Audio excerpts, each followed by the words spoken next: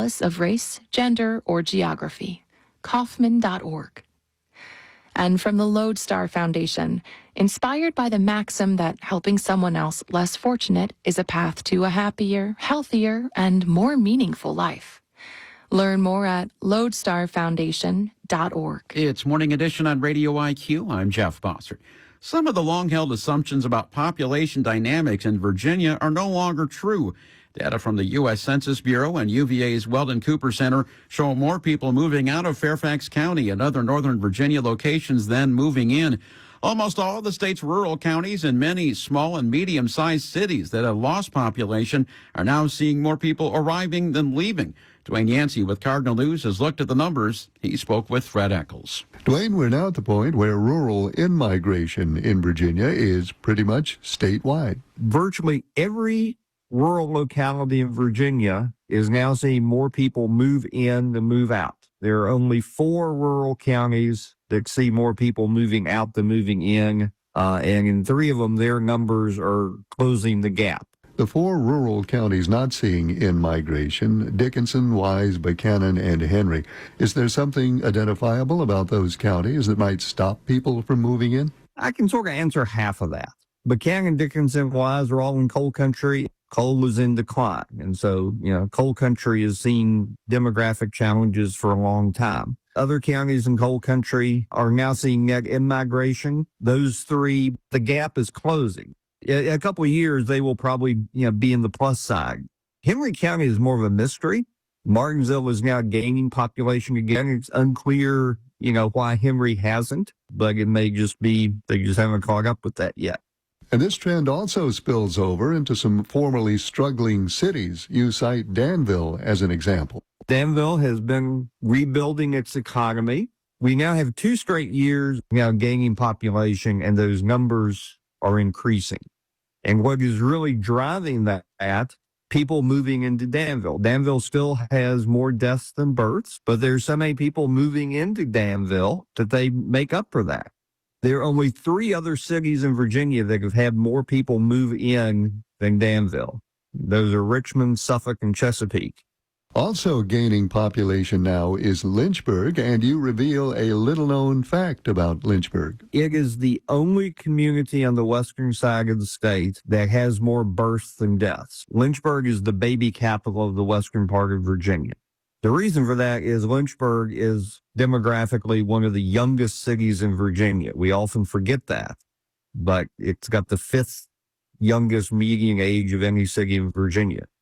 And it's worth noting it has lots of college students. Yeah, not that these are college students having babies, but college students often, stick around, find employment nearby. So therefore, its median age tends to be younger. This data set is not without its contradictions. There is one in Roanoke where the Census Bureau says population has declined. The Cooper Center says it has increased. Dwayne, are you prepared to step in and settle this question? I'm not prepared to step in and settle this. I will just point out they use 2 different methodologies, and we have seen these disagreements before. A year ago, they disagreed about Fairfax County. Births and deaths are easier to count. There are birth certificates and death certificates. People moving in and out, it's a little squishier. The Census Bureau says people are moving out, and the Weldon Cooper Center says people are moving in. Well, let's return for a moment to Fairfax County, the land of outmigration. Does anyone ask these people why they're leaving? That's a good question, and if so, I'm not aware of it. I remember a journalist assigned to cover why so few people attended a certain event, and she was like, well, how do I interview people who aren't there? Point taken. Dwayne Yancey is with cardinalnews.org. I'm Fred Eccles. Cardinal News is a nonprofit independent online news organization covering Southside and Southwest Virginia. Hi, this is Radio IQ Program Director Nicholas Yee. We've made a few changes to the Radio IQ schedule, and a few of your favorite shows may have moved to a different time slot. We hope the changes don't impact your listening habits too much and invite you to discover some of the new shows we hope you'll love. The new schedule, show descriptions, and a downloadable PDF are posted to our website, radioiq.org. And thank you so much for listening. Support for Radio IQ comes from Bay Power Solutions, answering emergency calls for industrial generator needs, powering regional businesses, healthcare facilities, and more in any weather. Information at baydiesel.com. And from the Nature Conservancy, for nearly 70 years, dedicated to protecting Virginia's lands and waters, from the eastern shore to the Allegheny Highlands. Learn more at nature.org/Virginia. A wintry mix hitting the region later on, rainy, mixing with snow, sleet, and freezing rains, particularly in higher elevations, and a little breezy, highs in the mid-30s to low 50s for Wise in the Bristol area, high today in Roanoke around 40 degrees. Precipitation remains possible tonight, lows in the low 30s to low 40s for the far southwest. The U.S. and Israel's war with Iran has started to ripple through global energy markets. Marketplace Morning Report is supported by Fidelity. A dedicated advisor can help create a comprehensive wealth plan. Investment minimums apply. Fidelity Brokerage Services, LLC. From Marketplace, I'm Sabri Benishore, in for David Brancaccio. 3 ships have been attacked in the Persian Gulf. A refinery in Saudi Arabia was temporarily shut down after it was attacked by drones. Iran has said it has closed navigation through the Strait of Hormuz, and hundreds of ships are now sitting idle, unwilling or unable to pass through. Brent crude prices are up more than 8.8%. West Texas Intermediate is up 8%.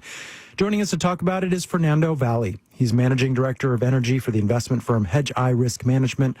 Welcome. Thank you. Glad to be here. Oil futures, oil prices are up, supply and demand. What specific developments in this conflict are pushing those prices up right now? I think there are a few aspects here. One, obviously, is the disruption, the immediate disruption that you're seeing. There are fewer tankers coming around the bend on the Strait of Hormuz, which is close to 30% of world oil production. That is a combination of both just pausing because of the attacks and not to have any risk. But then there's also the issues of insurance and several insurance companies canceling insurance for ships transiting in the Strait of Hormuz. And that kind of disruption would force the oil market to consider some form of rerouting. There's just not a lot of ways to reroute that much oil within a very short time frame. How big of an oil producer is Iran, and where does that oil go? And is that oil not flowing now?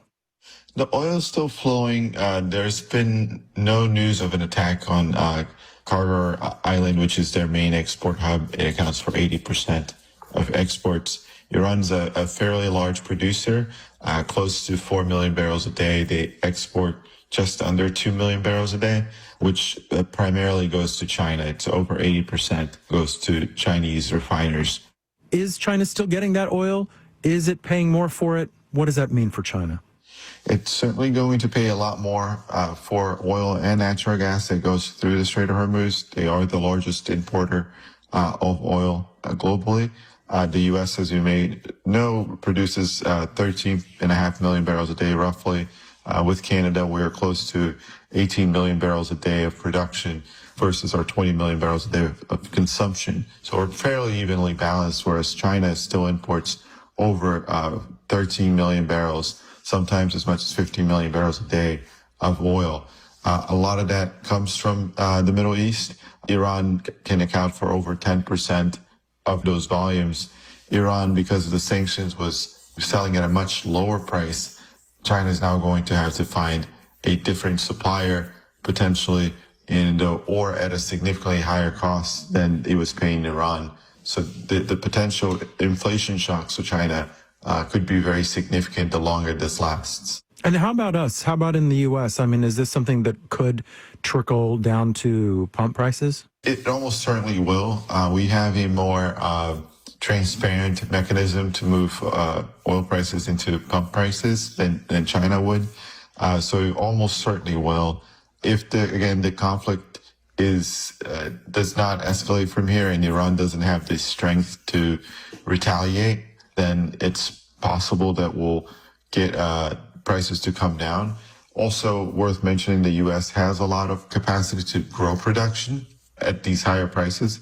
It doesn't have that capacity at $60 oil, but at 75, it certainly can, and that will alleviate some of the impacts on the pump for American consumers. There is a lot of slack in the global oil market in the sense that OPEC could pump more, we could pump more. Does that kind of mitigate the medium-term potential consequences of this conflict?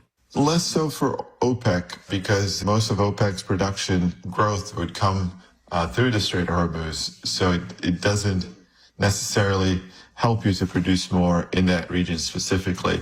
The U.S. does have the capacity to grow production, and in fairly short order, enough to alleviate, combined with strategic petroleum reserves, not just in the U.S., but in China as well. That can help put a cap on short-term oil prices. Fernando Valley is Managing Director of Energy for investment firm Hedgeye Risk Management. Thank you so much. My pleasure. Great to be here with you. All right, let's do the numbers. Dow, S&P, and NASDAQ futures are all down more than a full percent, with the Dow futures down 517 points. The yield on the 10-year Treasury is 4.01%.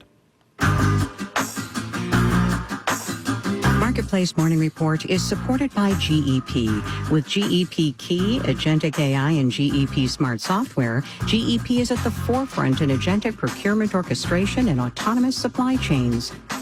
And by Palo Alto Networks.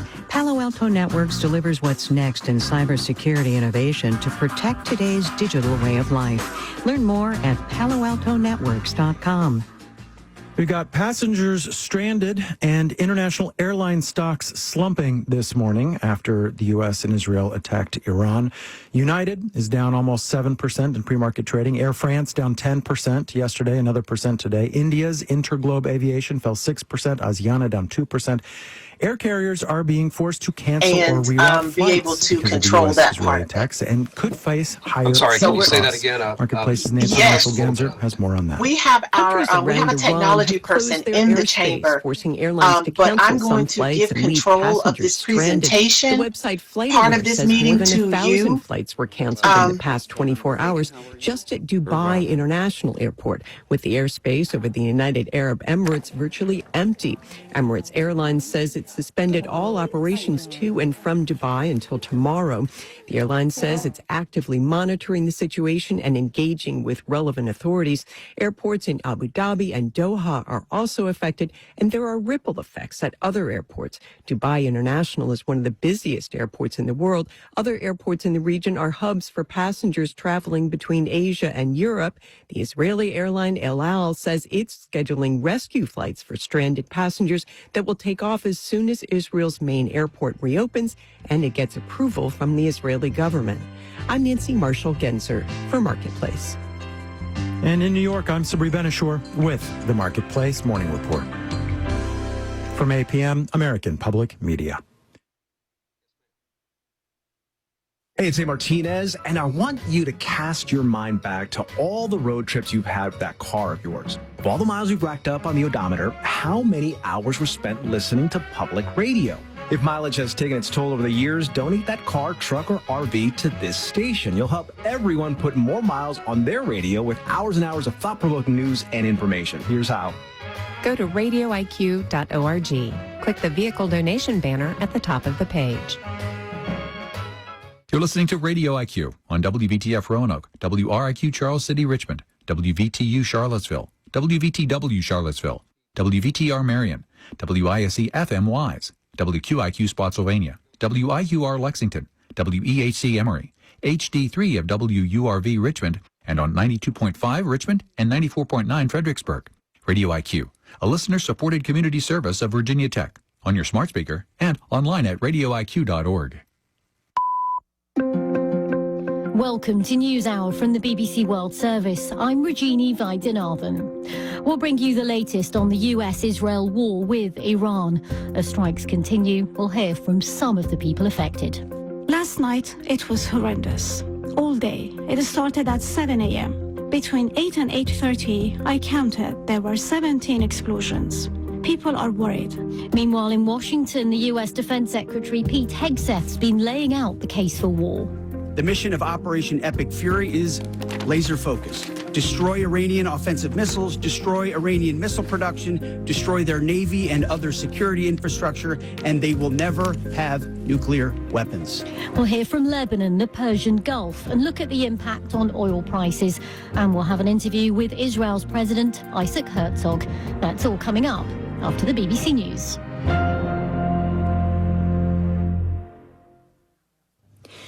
BBC News with Emily Thomas. The US Defense Secretary Pete Hegseth has said Washington is carrying out a devastating mission in Iran aimed at destroying its missiles, its navy and its nuclear ambitions. In a briefing at the Pentagon, he said the US had realistic ambitions and the operation would not lead to an endless war, but he refused to give a time frame. Turns out the regime who chanted death to America and death to Israel was gifted death from America and death from Israel. This is not a so-called regime change war, but the regime sure did change, and the world is better off for it. The head of Iran's Supreme National Security Council, Ali Larijani, said his country would fiercely defend itself and make its enemies sorry for what he called their miscalculation. The Israeli military says it's begun an additional... Good morning and welcome to the March 2nd, 9 a.m. informal session of Roanoke City Council. City Council meetings will be televised live and replayed on RVTV Channel 3 on Thursdays at 7 o'clock p.m. and Saturdays from 10 a.m. to 5 p.m. and video streamed through Facebook, through YouTube at Roanoke, VA. Council meetings are offered with closed captioning for the deaf or hard of hearing. This time I'll ask our clerk, Ms. McCoy, to please call the roll. Mr. Volleson? Here. Ms. Powers? Here. Mr. Hagan? Here. Ms. Sanchez-Jones? Here. Vice Mayor McGuire? Here. Mr. Nash? Here. Mayor Cobb? Here, and a quorum is present. We have a few items for action this morning for consideration regarding closed meetings in between today's sessions. The first is a communication from my office requesting that the council convene in a closed meeting to discuss vacancies on certain authorities, boards, commissions, and committees appointed by the council pursuant to Section 2.2-3711A1 Code of Virginia as amended. I need a motion and a second, please. I move the motion. Second. Thank you, Councilmembers Powers and Nash. Madam Clerk, will you please call the roll? Mr. Volleson? Aye. Ms. Powers? Aye. Mr. Hagan? Aye. Ms. Sanchez-Jones? Aye. Vice Mayor McGuire? Aye. Mr. Nash? Aye. Mayor Cobb? Aye, and the motion passes. Second is a communication from the city attorney requesting the City Council convene in a closed meeting for the purpose of discussing possible disposition and acquisition of property in the southeast part of the city, where discussion in an open meeting would adversely affect the bargaining position or negotiating strategy of the public body, pursuant to Section 2.2-3711A3 Code of Virginia as amended. I'll entertain a motion and second. Moved. Thank you, Councilmembers Hagan and Nash. Madam Clerk, will you please call the roll? Mr. Volleson? Aye. Ms. Powers? Aye. Mr. Hagan? Aye. Ms. Sanchez-Jones? Aye. Vice Mayor McGuire? Aye. Mr. Nash? Aye. And Mayor Cobb? Aye, and the motion passes. A communication from the city attorney requesting that City Council convene in a closed meeting to consult with legal counsel pertaining to a possible breach of contract by a city contractor requiring the provision of legal advice pursuant to Section 2.2-3711A8 Code of Virginia. Motion and second, please. Motion. Second. Thank you, Councilmembers Powers and Volleson. Madam Clerk, will you please call the roll? Mr. Volleson? Aye. Ms. Powers? Aye. Mr. Hagan? Aye. Ms. Sanchez-Jones? Vice Mayor McGuire? Aye. Mr. Nash? And Mayor Cobb? Aye, and the motion passes. A communication from the city attorney requesting that City Council convene in a closed meeting to consult with legal counsel regarding a certain legal matter requiring the provision of legal advice by the city attorney concerning a prospective business or industry or the expansion of an existing business or industry where no previous announcement has been made of the business or industry's interest in locating or expanding its facilities in the northwest area of the city of Roanoke, pursuant to Section 2.2-3711A5 Code of Virginia as amended. Motion and second, please. I move the motion. Second. All right, thank you. Council members Powers and Nash. Madam Clerk, will you please call the roll? Mr. Volleson? Aye. Ms. Powers? Aye. Mr. Hagan? Aye. Ms. Sanchez Jones? Aye. Vice Mayor McGuire? Aye. Mr. Nash? Aye. And Mayor Cobb. Aye, and the motion is adopted. We have a walk-on closed meeting, request that council convene in a closed meeting for the purpose of discussing possible acquisition of property in the southwest part of the city, where discussion in an open meeting would adversely affect the bargaining position or negotiating strategy of the public body. This is pursuant to Section 2.2-3711A3 Code of Virginia as amended. I'll entertain a motion and second. Move the motion. Thank you. Councilmembers Nash and Sanchez Jones. Madam Clerk, will you please call the roll? Mr. Volleson? Aye. Ms. Powers? Aye. Mr. Hagan? Aye. Ms. Sanchez Jones? Vice Mayor McGuire? Aye. Mr. Nash? Aye. And Mayor Cobb. Aye, and the motion is adopted. We have a student here that there was some confusion about when folks can speak, but I'm delighted to welcome Tevin, who wanted to share a few words with us today, and I appreciate him taking time to come and be with us. Tevin, as you come up, you'll see a little box in the right-hand corner. There are 3 lights. Green means go, yellow means you have a minute left, and red means stop, but you'll have 3 minutes. Welcome, thank you. Go ahead. Good morning, Mayor and members of the City Council. My name is Tevin Davis. I am 14 years old. I attend James Madison Middle School.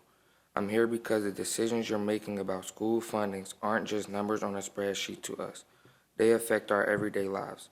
I want to talk about the proposed cuts to the activity bus and lack of raises for teachers. First, the activity bus. Studies show that students who participate in extracurricular activities are more likely to have higher grades, better attendance, and lower dropout rates. According to the National Center for Education Statistics, students involved in sports and clubs are significantly less likely to skip school and more likely to go to college. But those opportunities only matter if students can actually get home. For many families, parents work evening shifts or multiple jobs. Not everyone has a second car. Some students rely completely on the activity bus to stay after school. Without it, they don't just lose transportation, they lose access. They lose their team, they lose their safe space. They lose something that motivates them to show up every day. For some kids, sports and clubs are what keep them focused and out of trouble. After school hours are statistically the peak time for juvenile crime and risky behavior. Activities give students structure, purpose, and positive mentors. Taking away the activity bus doesn't just save money, it creates barriers. And those barriers will affect students from working families the most. Now I want to talk about teachers. Teachers already spend hundreds of dollars of their own money every year on classroom supplies. Many work far beyond their contracted hours. Yet in many districts, raises haven't kept up with inflation, meaning teachers are effectively making less than they were years ago. When teachers feel unsupported or underpaid, it leads to burnout. Teacher burnout is one of the biggest reasons educators leave their profession. And when good teachers leave, students lose stability and consistency. Most teachers truly care about us, but they are human. When people feel unappreciated and overwhelmed, it affects their energy and patience. Students can feel that, especially the students who are trying their best. We need teachers who feel valued so they can support us the way we need them to. A supported teacher creates a supported student. This isn't just about buses and raises. It's about fairness. It's about equal opportunities. It's about whether students from all backgrounds get the same chance to succeed. You often say we are the future, but if we are the future, then our education should be protected, not reduced. Please think about the long-term impact of these decisions. The cost of cutting support now may be much greater later, and lost potential, lost motivation, and lost opportunities. We are not asking for luxury. We are asking for access. We are asking for support. We are asking to be invested in. Thank you for your time and for listening to me this morning. Thank you, Tevin. I appreciate you coming today. Thank you. That was well done. Thank you. Thank you.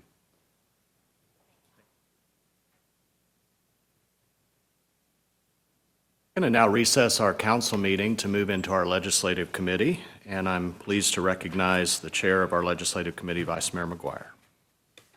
Thank you, Mayor. Good morning, everyone. I am delighted to lead our legislative meeting today, and we will be joined. We have some guests, but first we need to call ourselves to order and take roll. Madam Clerk, could you please call the roll? Mr. Hagan? Here. Ms. Sanchez Jones? Mayor Cobb? Excuse me, here. Mr. Nash? Here. Mr. Volleson? Here. Ms. Powers? Ms. Appel? Ms. Trigg? And Chairman McGuire. Here. Thank you. All right, we have a quorum. I will first put forward a motion that we approve our minutes from our February 2nd meeting. So moved. Second. Okay, have a motion and a second. Could you please call the roll, Madam Clerk? Mr. Hagan? Aye. Ms. Sanchez Jones? Mayor Cobb? Aye. Mr. Nash? Aye. Mr. Volleson? Aye. Ms. Powers? And Aye. Thank you, Madam Clerk. I am delighted we have with us today from McGuire Woods our state legislative lobbyist, Preston Bryant, who's also going to be joined today, our first time that council has heard from our federal legislative consultants, Mr. Clayton Cox and Scott Binkley will also be joining us. We are, as Mr. Bryant will go over, he has a great presentation for us that I saw was 20-plus pages long, sir, so I'm not going to take too much time. I want to let you jump right in to give us updates on our priorities. February 17th was crossover, so we do not have a lot of time left in the legislative session. So if you are there, Mr. Bryant, can you hear me? Yes, sir. All right. Well, if that sounds good to you, I will turn it over to you to jump into the presentation you have for us today. Thank you, Mr. Chairman, and members of the committee. Recognizing your time, we will move through this pretty efficiently. First, I want to say thank you to Roanoke for having such a good turnout for Local Government Day a few weeks ago. It was very helpful. And I also want to thank Ms. Moore and Ms. Carini for continuing to be such good partners in communications as we have gone through this quick session. Next slide.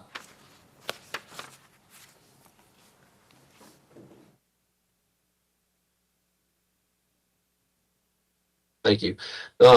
Today is day 48 of 60, so we're entering we have 2 full weeks left. So a lot of that is tidying up of bills that have been previously heard and the budget conferees doing their negotiations. So will dominate the next couple of weeks. Next slide. On the housing front, and my presentation follows the committee's adopted legislative agenda by topic. Congratulations on House Bill 180. House Bill 181 from Delegate Rasool. This has put a reenactment clause on it in the House. So the Senate is taking up this bill, the Senate committee, later this morning. You can see it passed out of the House pretty overwhelmingly, but it will be taken up again later this morning. Congratulations on House Bill 474 with Delegate Rasool. This continues or expands your very successful TAP partnership. It's statewide in application, raising the cap from $75,000 to $125,000. So that passed unanimously out of the Senate, and it's on its way to the governor. Next slide. You'll remember, I won't spend a lot of time on this, both the House and Senate bill, they deferred to other House and Senate bills that take a different approach to the emergency custody order transportation matter. The House bill and the Senate bill from Delegate Hayes and Senator Lucas really permit retired law enforcement officers to be employed to do this type of public safety transportation. I can say that the sheriff's departments, I'm not speaking for your sheriff's department, but the Virginia Sheriff's Association and the state police, and the Chiefs of Police Association, they typically don't like these non-public safety related, directly related transportation duties. So this is the approach they have chosen to take. I'm not convinced that it's the answer to the problem, but we will see. Next slide. You recall that there was no legislation introduced on the Transportation Museum. Next slide. On the budget, there was no money in the House budget on the downtown redevelopment plan from Delegate Rasool. However, the Virginia Tech Korean School of Medicine expansion was included, proposed by Governor Youngkin, and the House and the Senate budgets maintained that provision, that funding provision, and it's included in what's called the 2026 capital construction pool. The exact number, dollar figure, they don't advertise for competitive bid reasons, but the project is included in the budget. So congratulations on that. Next, on there was no budget amendment introduced on the Amtrak proposal. I think your Economic Development Department has more information on that. And others represent the Airport Commission, but you can see that there was no successful budget amendments on the airport matters, and I think the Airport Commission may have additional information behind that. Next slide. The city had expressed interest in urban tree canopy legislation, as it has the last few years. I'll simply say that House Bill 549 adds for residential parcels that are 2 to 5 units per acre, it adds a 25% required tree canopy. If it's a per acre, 2 or fewer units, 1 or 2 units per acre, it's a 30% requirement, but it's permissive. It allows localities to adopt such an ordinance if you so choose. Next slide. Various solar siting bills are passing this year. I won't get into the nitty-gritty details, but the first one, House Bill 590, its Senate counterpart, it has the Department of Energy establishing an internet-based platform that will aid in local government permit processing and solar contractor obtaining their permits. So it's kind of an efficiency. It has a year before this kicks in, July 1 of 2028, or 2 years actually. So to give time to launch the program. There are other solar facility bills being passed regarding ground-mounted solar facilities in ag and commercial industrial areas and such. And then there's House Bill 395 at the bottom that actually prevents a locality from prohibiting what's called plug-in solar. These are new devices that are connected to just a regular outlet. And so this puts restrictions on localities to actually not allow these small portable devices. Next slide. And I'll just, House Bill 1234 is again permissive, and it allows localities to include in their land development ordinances requirements to install solar canopies on 50% of commercial parking areas under certain circumstances. So that bill was passed last year and vetoed, and it's passing again this year. Next slide. We've already discussed these constitutional amendments. I won't go into them again, but as you know, they are passing, and they have passed, and the governor has signed them. Next slide. And the same for these constitutional amendments. They have been passed, and the governor has, I think the governor has already signed these as well, or will soon sign them. Next slide. There was no legislation introduced on this, as you know. Next slide. And I will say that this continues to be a matter of interest. There is passing this year legislation that would allow localities to adopt a 1% local sales tax for K-12 school construction and renovation. Delegate Rasool has the much preferred bill. There was a Senate bill that has actually been adopted into the Senate version of the budget that is much less flexible than Delegate Rasool's very good bill. And so there are discussions going on now in negotiations. These will be among negotiations among budget conferees, but our hope is to have the budget language reflect as much of Delegate Rasool's bill as possible so that local governments will have as much flexibility as possible on how to use the 1% sales tax if it's adopted at the local level. Next slide. And collective bargaining continues to be a matter of interest, if not concern, great concern among many local governments. There are two bills, a House and a Senate bill. They are a little bit different. They will go to a conference committee to work out those differences. As you know, Mr. Chairman, the current law allows localities to opt in to collective bargaining if they choose. It's a locality by locality decision. This bill would remove that and remove the prohibition and allow it any locality would require any locality statewide to engage in collective bargaining. Many local governments have done a fiscal impact analysis on this, and it's costing anywhere from tens of millions to hundreds of millions per locality.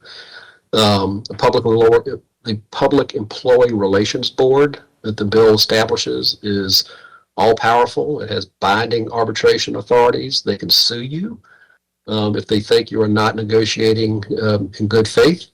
The bill won't take effect until July 1 of 2028, but the governor can appoint members of the board as early as this October. This is a bill to keep your eye on, and if you haven't conducted a fiscal impact analysis on it, you may wish to do so to better understand its impact on your community. Next slide. There are various photo speed monitoring bills. There are three bills in particular, the House Bill 994, the House Bill 1220, and the Senate Bill 84, that we're still seeking to clarify or have sovereign immunity provisions added to them. But something is going to pass this year in various ways. And I know this is of great interest to the city, as has been articulated by Ms. Carini. So we've been going over these bills, but sovereign immunity provisions seem to be the biggest concern at present. And VML and VACO are both working on these as well. So with that, Mr. Chairman, before I turn it over to my McGuire Woods Consulting federal government colleagues, Scott Binkley and Clayton Cox, let me stop and see if there are questions on the General Assembly matters. Yeah, thank you, Mr. Bryant. I also want to, for our clerk, acknowledge that our school board chair and legislative committee member, Chair Appel, has joined us. And then thank you. I had a couple of questions, Mr. Bryant, but so did some of my colleagues, I think, before we move on. Mr. Volleson. Yes, Mr. Bryant, if you could go back to the cannabis legislation. I know that there had been different versions of the bill that were working their way through the legislature. Could you update us on what's going on there? Yes. Did I include this in the slides? It's underneath the constitutional amendments. Oh, okay. That's right. I skipped over that. I apologize. So yes, there are a couple of versions of this. You can see that the House bill and the Senate bill passed. The House bill has, in terms of local sales taxes, a 1 to 2% local sales tax, and the state has a 6% sales tax, and it goes to effect later this year, November of 2026. The Senate bill is a little different. It allows a 3% local sales tax and an almost 13% state sales tax on retail cannabis sales, and it goes to effect next year.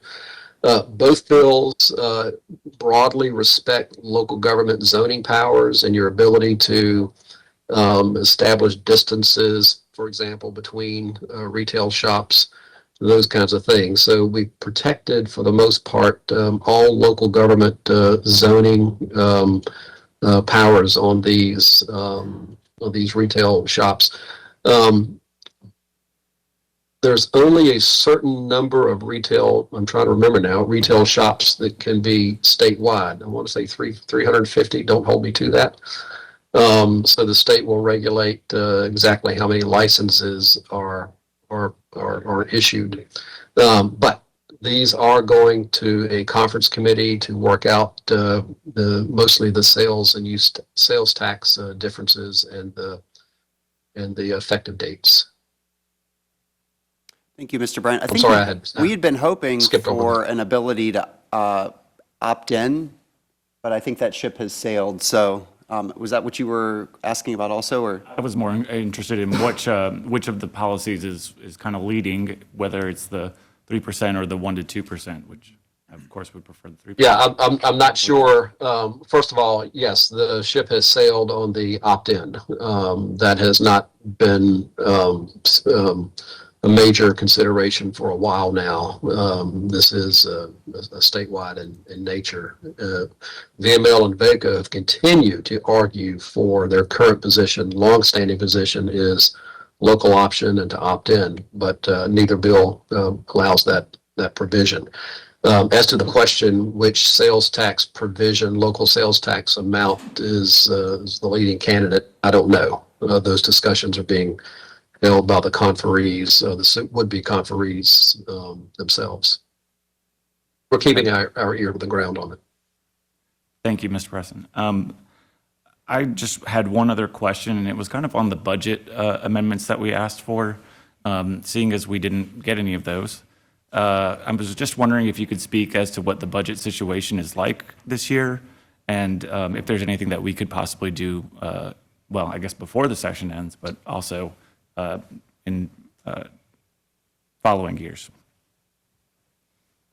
Yes, sir. On the budget amendments, well, broadly speaking, the House and Senate and Governor, frankly, are rather aligned in taking a measured approach to the budget. Neither the House nor the Senate in their respective budgets are starting a lot of new programs that require ongoing funding.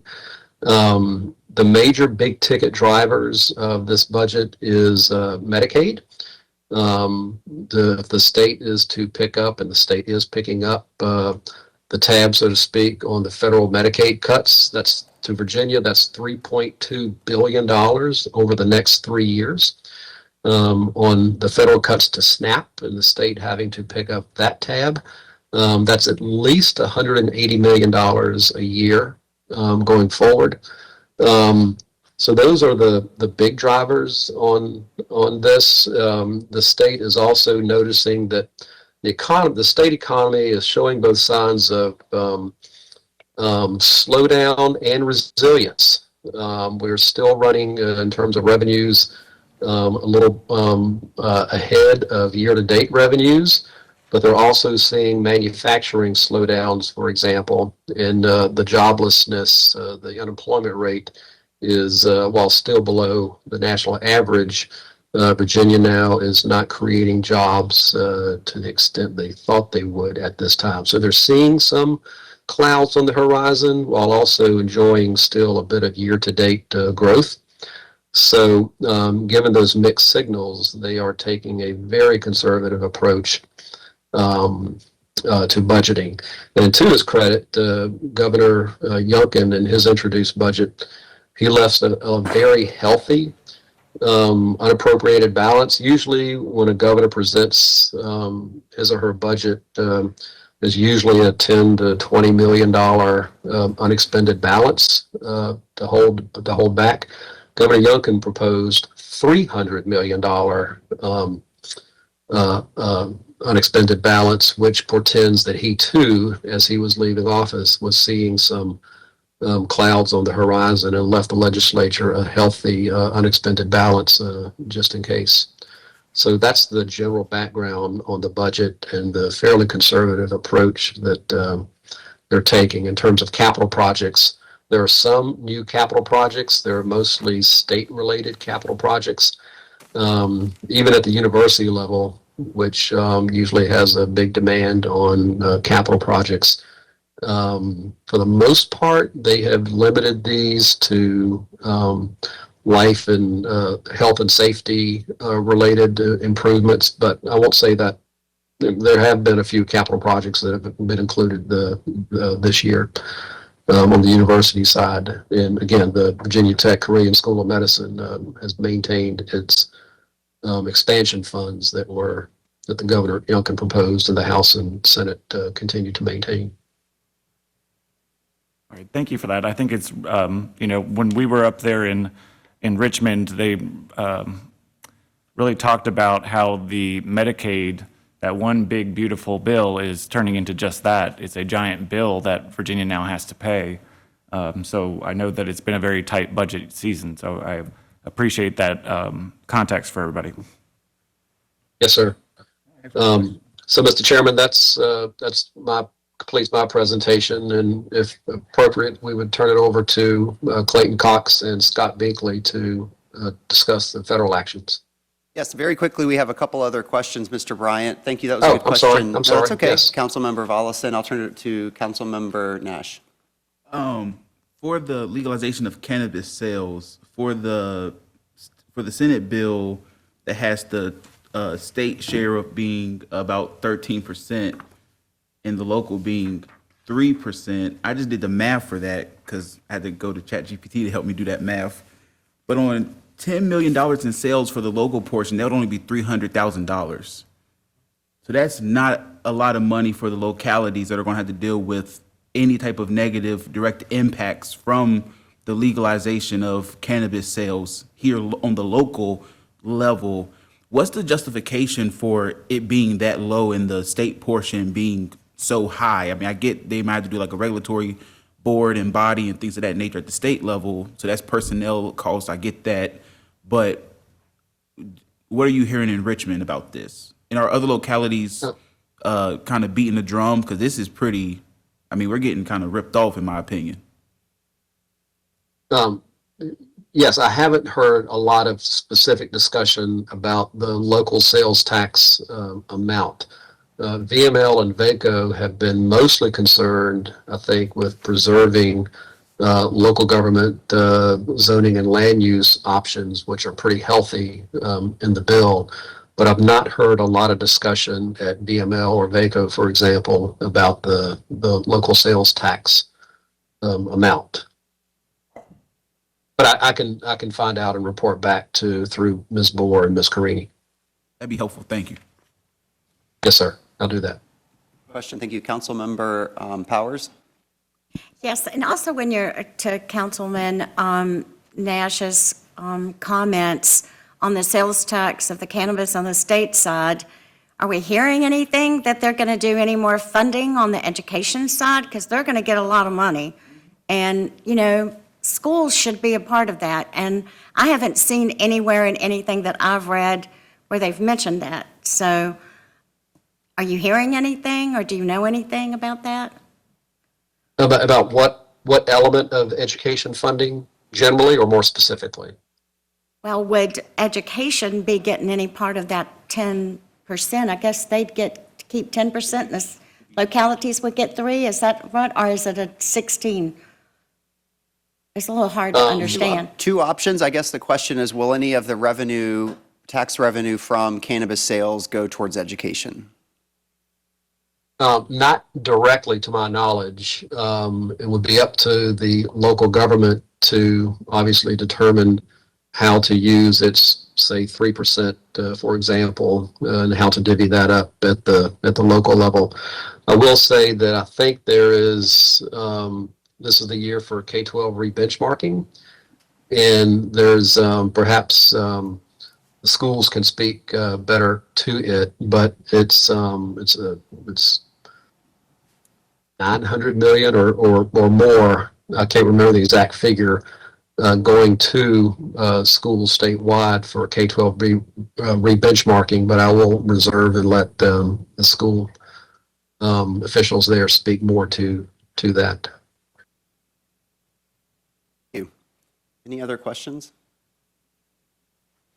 I had one question and then a closing comment before we jump over to our federal to hear from our federal team. And that was just, I was reading, we referenced in our legislative agenda, not super specifically, but hoping to have some guardrails put in around data centers and the rapid expansion of those around the Commonwealth. And I thought that I saw that one of the ways that this legislature was balancing the budget was by starting to ask data centers to pay their fair share in sales tax, and that there was going to be about $1 billion potentially on the table if that went through. Could you help me out with that, Mr. Bryant, where that stands and if that is when that would take effect? Very good question, and that is a late-breaking major issue around the budget this year. So for more than 10 years, Virginia has had in place a state sales tax exemption for data centers, and this would be on the servers and other equipment that they purchase that goes within the data center, that makes up the equipment, the computers, the servers, and other such equipment that make up the guts of a data center. That sales tax exemption has now grown to $1.6 billion a year, which means that's $1.6 billion that the Commonwealth is not receiving because of the sales and use tax exemption. That sales tax exemption statutorily is to run until 2035. And in Amazon Web Services case, Amazon invested some $35 billion in Virginia a couple of years ago. Their sales tax exemption will run until 2040 and then 2050, so long as they continue hitting certain marks. When the Senate version of the budget came out, it had, quite unexpectedly, and caught everyone by surprise, going cold turkey in FY27 on that sales tax exemption. They cut it off. They stop it.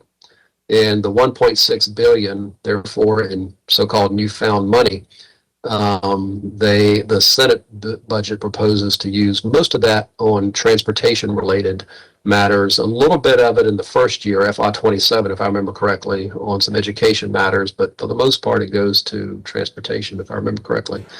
The House bill does not have, the House budget does not have such a cold turkey cutoff of the sales and use tax exemption prior to 2035. So this would be a significant negotiation point between the House and Senate budget conferees. Senator Lucas, who chairs the House Finance and Appropriations Committee, feels very strongly, apparently, about cutting off and stopping the sales tax exemption for data centers, the $1.6 billion. So we will see where that goes. It was a significant policy and dollar change in the Senate budget. Thank you, sir. I think that's great news personally, and hats off to Senator Lucas, and hope that that works its way through. I think that's a common sense, great way to hold data centers accountable and raise some money that we desperately need. Before we jump over to the federal updates, I'll just want to point of privilege end with a comment that there has been, I think, a lot of misinformation around what this legislature has been up to with regard to who they're looking out for, and questions around their affordability agenda, and who are they looking out for, middle class Virginians or the super wealthy. And I've seen a lot of accusations thrown around that this legislature is raising taxes on lower income Virginians and working class and middle class Virginians. And I just want to end with a quote that I saw that I hope put some of that to rest. And that is, quote, "I can't tell you how much I appreciate that there are no tax increases in this budget." That is from Republican Senator Richard Stewart of Caroline County, and I believe that our House of Delegates member McNamara also gave comments on the floor to that effect. So I just think it's important to put that out there, that there are not actually tax increases on the table being passed by this legislature, certainly not on the backs of working class and middle class people. So I just think that as we We and then everyone listening go back out into the community as this state legislative session comes to an end. I really encourage you to check out the facts and look for yourselves on what's coming out of that, and don't believe everything you hear. So with that little soapbox out of the way, I would like to turn it please to Mr. Clayton Cox and Scott Binkley, our federal legislative consultants.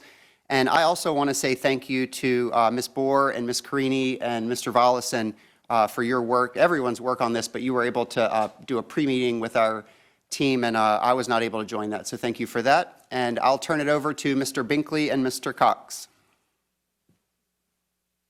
Thank you so much. And you can go back to the yeah, there you go. We'll start here. Thank you, Mr. Chairman and the council for having us today. It's a pleasure to be with you all, and it's a pleasure to work with you. As we're just getting started here with our engagement at the federal level, we wanted to take some time to introduce ourselves first and give you a little bit of background on ourselves. And so I'm Scott Binkley. I'm here in Washington, D.C. today. I'm a Senior Vice President with McGuire Woods Consulting's Federal Affairs Group. I've been with this firm for about 7 years. Prior to that, have worked in Republican politics, both here in D.C. and elsewhere on political campaigns around the country. I started my career in Washington, D.C. with a member of Congress from my home state of Georgia named Tom Price. Started at the bottom in his office and worked up to hold a number of different legislative positions before leaving his office to do political campaigns for both U.S. House, Senate, and governor's races across the country. Came back to D.C. To work at a number of Republican political organizations, and before doing multiple other campaigns across the country, and then finally joining McGuire Woods, as I mentioned, about 6 or 7 years ago. But based on the time that I spent on Capitol Hill and throughout different government organizations here in Washington, D.C., help clients at the federal level, specifically local government clients, harness things like federal funding, go after competitive grants. And Clayton and I do that in a bipartisan fashion for a number of local government clients that we have the privilege of representing from around the country. And so that's a little bit of my background and a little bit about the work we do. We're excited to kind of get underway with you all, as we'll share later in the presentation. We have a plan to come down to Roanoke and visit and see all these things that we're going to talk about today as far as your federal funding priorities and these priority projects around the city. So with that, I will kick it over to Clayton to tell you a little bit more about himself. Hello, everyone, and thanks, Scott, for kicking it off. It's good to be with you all. Really excited to work with the city. Very appreciative of the folks who are identified. Councilman Volleson, also Vanessa and Laura for being such big helps, getting us acclimated and getting us up to speed on the city's priorities. I think just to give my background real quick, like Scott, I'm from Georgia, moved up to DC in 2010 to work for Senator McCaskill, then moved into Democratic politics, was a fundraiser for President Obama. Worked briefly for about 7 months for Senator Warner on his reelect in 2014. So I got familiar with Virginia politics, did a little bit of traveling in the state, and then went over to work for Secretary Clinton's campaign in 2016, and then headed to the DNC again in 2017 to work for the former Labor Secretary, Tom Perez.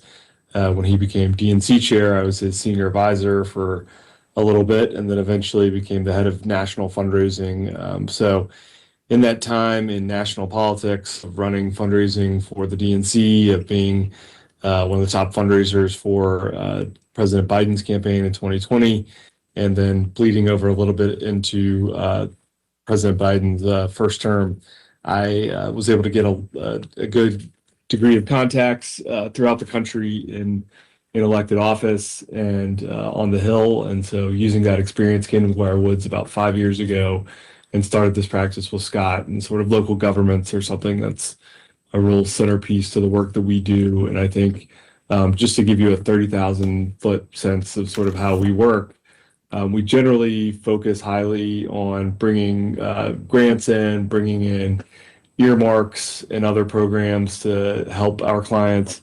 We also do a fair amount of helping you understand the current lay of the land, as our colleague Preston does on the state level, with different policies that are coming down the pike, and sort of understanding what's going on the Hill, as it can be overwhelming with everything going on in the news. So we try and filter that information and be your sort of anytime you need it source on what's going on. And I think the sort of final thing we do, besides identifying grant and other sort of revenue streams, understanding what's going on, is provide your sort of day in, day out interfacing with your elected officials. So with your senators, with the congressional map that could potentially change, making sure that we're interacting with them and then keeping them up to date on all the work that the city's doing. I think one thing we have found is a lot of our local government clients do such tremendous work, have so many exciting things going on within their county or city or town, that they can often get, sort of caught up with the day-to-day of all the things going on, because you guys are where the rubber meets the road. And so we try and help tell that story.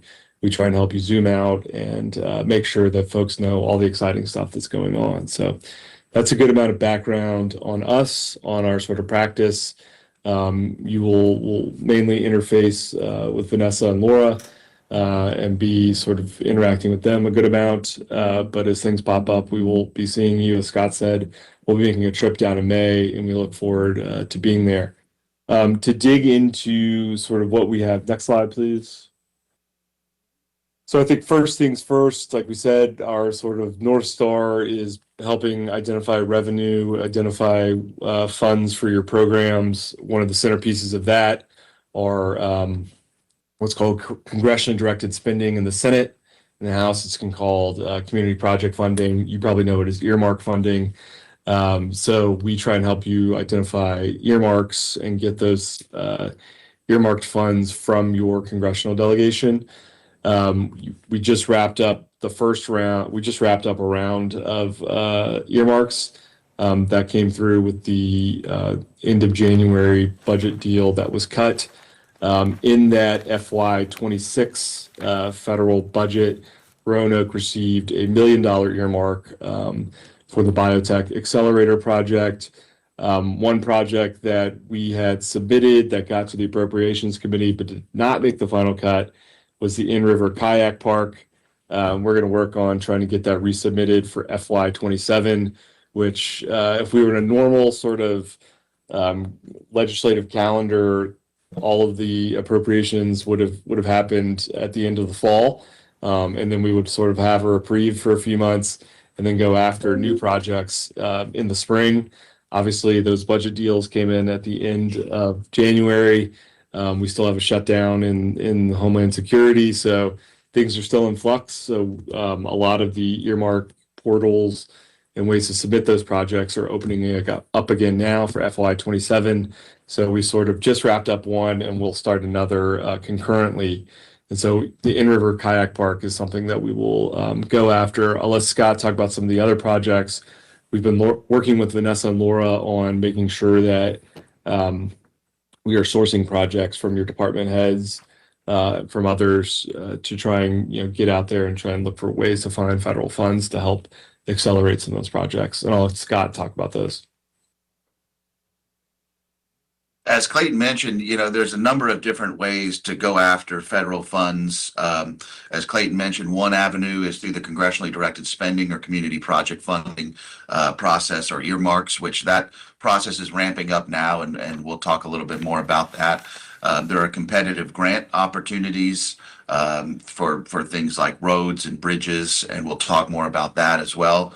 And these are all avenues that we help clients isolate and then match, the appropriate project to the appropriate avenue. Of course, we don't want to submit a congressionally directed spending request for a priority project that could go after grant funding. And so we're going to help, distill down the list of priority projects. And we've already had an opportunity to meet with some of you all.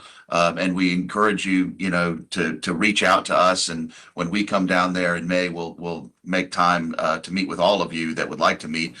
We've met with the executive leadership team as well and had their input. And one thing that we know from working with other local government clients is there's a lot of, constituencies. There's a lot of folks with, deep subject matter expertise as it relates to these projects. And they become kind of, pet projects almost. And so we want to make sure that we hear from everybody and everybody has an opportunity to say, hey, I'd really like to see federal funding for this priority project that I've been working on for a long time. So we want to solicit feedback from everybody, and that process is ongoing. So please don't see this list and say that, if your priority project isn't on here, that certainly isn't an omission. This is an opportunity to provide that feedback, and that process will go on for some time. Like I mentioned, the congressionally directed spending process is heating up. Your senators have just released, I think as of this morning or over the weekend, have just released their portal and some guidance for the types of projects they'd like to see submitted, and we can go into that more in a minute. Your member of Congress has not yet put up his guidance. But I think that, and we can talk a little bit more about this as well. I think that your senators are a little bit more active in the community project funding department than your House members. But to go through this federal funding priorities working list, of course, the in-river kayak park is something that we've heard a lot about. This was submitted for a congressionally directed spending request for FY26. And unfortunately, while it was put forward, it wasn't then included in the final bill. And so I think this is something, obviously, this has been well socialized with your senators, and we will continue to do that. I think, I assume that it would be something that a staff or just a district person for one of your senators or House members might like to come and see in person. And so that's something that we can also help facilitate is when there's a priority project that might be cool for a staff member to come see firsthand. We can help facilitate that with the relationships that we have. The airport is another that we've heard a lot about as we've begun our conversations with you all, both the runway extension and then the new terminal building. This is actually something that we've helped work on for other local government clients where airport needs were a priority. There are competitive grants out there for airport funding. And so I think that one, it may be one that we recommend that you go more towards the competitive grants than the congressionally directed spending process. But a lot of this, as you all know, sometimes depends on where you are in the process. If things like a master plan have been done and things like that. We've heard a lot from the council members that we've talked to in the executive leadership team about public transit and how important that is to the community, and certainly something that can be done either through congressionally directed spending or through some DOT grants that are available. And then affordable housing funding, something that we've heard a lot about, and I know that there is some concern among local governments about HUD cuts, and so obviously want to preserve status quo level funding, but also, of course, there can always be additional funding that's helpful for this for those efforts in affordable housing. So those are some of the priority projects that we've heard. But again, I want to just stress that, we welcome an opportunity to talk to you about other projects. And this is a, working list, not to be, considered final or complete or anything like that. And again, what we will then do is take these priority projects that we hear from you all and match them with either, things that we think are great submissions for an earmark request, or if we know of competitive grant opportunities or other federal funding opportunities to go after for these projects. I think we'll move on to the next slide, and then we'll answer any questions or hear any other projects that need to be added to the list at the end. But Clayton, do you want to go over some of these important upcoming dates? Sure thing. We're really excited to work with y'all, and I know we're still getting acclimated, getting ourselves wrapped, getting our hands around everything and all of your agenda items. But a few things we've sort of identified as important dates or things to have on your radar. Number one, the community project funding / congressionally directed spending earmark projects will be due this month. We don't have dates yet. Your portals are open. The portals are where you fill out a form requesting earmark funding. Those are open for your senators.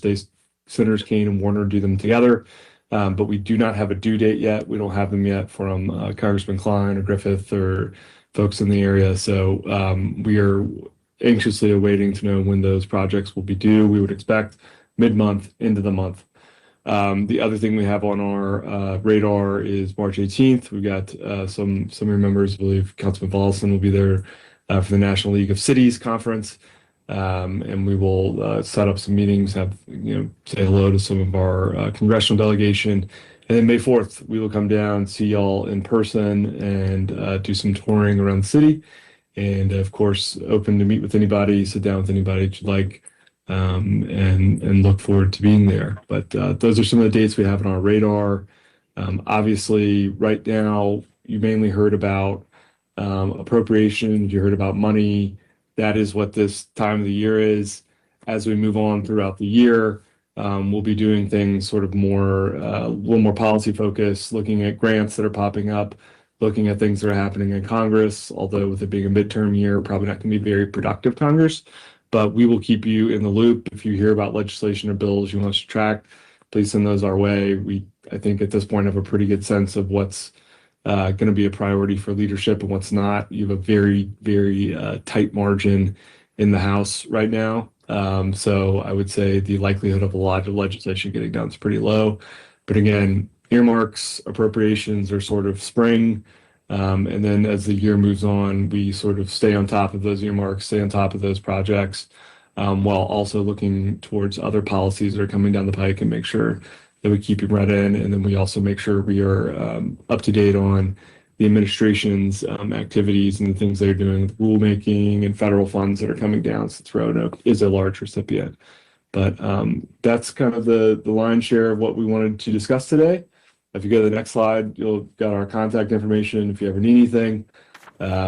Happy to take some questions. And like I said, we're not fully up to speed on everything, but we're excited about working together and getting some of these projects funded and getting Roanoke's agenda out there.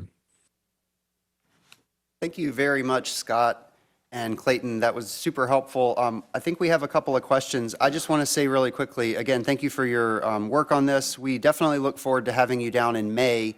I will note that our next legislative committee meeting is April 6th. I really appreciate you walking through that priorities, working list of priorities. And some of my colleagues before today's meeting did have some questions about exactly what the process would look like for us as a council to give feedback on that, possibly adding or subtracting things to that list. And what I heard you say, sir, is that ASAP, sort of TBD in March, was the deadline for that. So my homework will be to circle back, Councilman Volleson and I, with our colleagues, to as quickly as possible get you some feedback on that ahead of the April 6th next legislative meeting, and then certainly before you get here. And so would it be okay, what's the best way to transmit that to you, just to email it over to both of you directly? We created a form for Ms. Boer and I guess now City Attorney Creaney to send around. And so that sort of had, I believe that went to your department heads or directors. And that sort of was like an intake form for projects. So that's one thing that's been sent around, but you can obviously reach out to us directly. That's great. Thank you very much. And I think our first question comes from our Mayor Cobb. Thank you both very much. I just wanted to see if you could give us any updates on the status of HUD funding, particularly related to CDBG, Community Development Block Grants. And then the second part of that is related to the freeze on housing vouchers. We're very concerned about the potential impacts of eliminating CDBG funding, which I believe the president has proposed. And we've had nearly a 2-year now freeze on housing vouchers, which is also concerning for our area. But I wondered if you had any updates on that and any advice on how we might proceed to advocate for a change in that approach. I'm happy to take a quick cut and then kick it to you, Clayton, if there's anything I miss. I was going to begin. I believe that the budget that included this most recent round of earmarks that Clayton was mentioning from earlier this year, the one that they just kind of negotiated and passed. I believe the good news is that that budget did not include some of the most drastic cuts that the president had proposed. Though I understand that it's still a concern that if he obviously had his way, that HUD would look very differently and would be funded very differently. I think that we ought to prioritize a meeting with either HUD or one of our a good member on a committee of jurisdiction when we're up here in March, and kind of really dig into that issue. Clayton, anything else to add? So the president's budget last year, we don't have the president's budget yet for this year, but the president's budget last year had some pretty, I think, drastic cuts.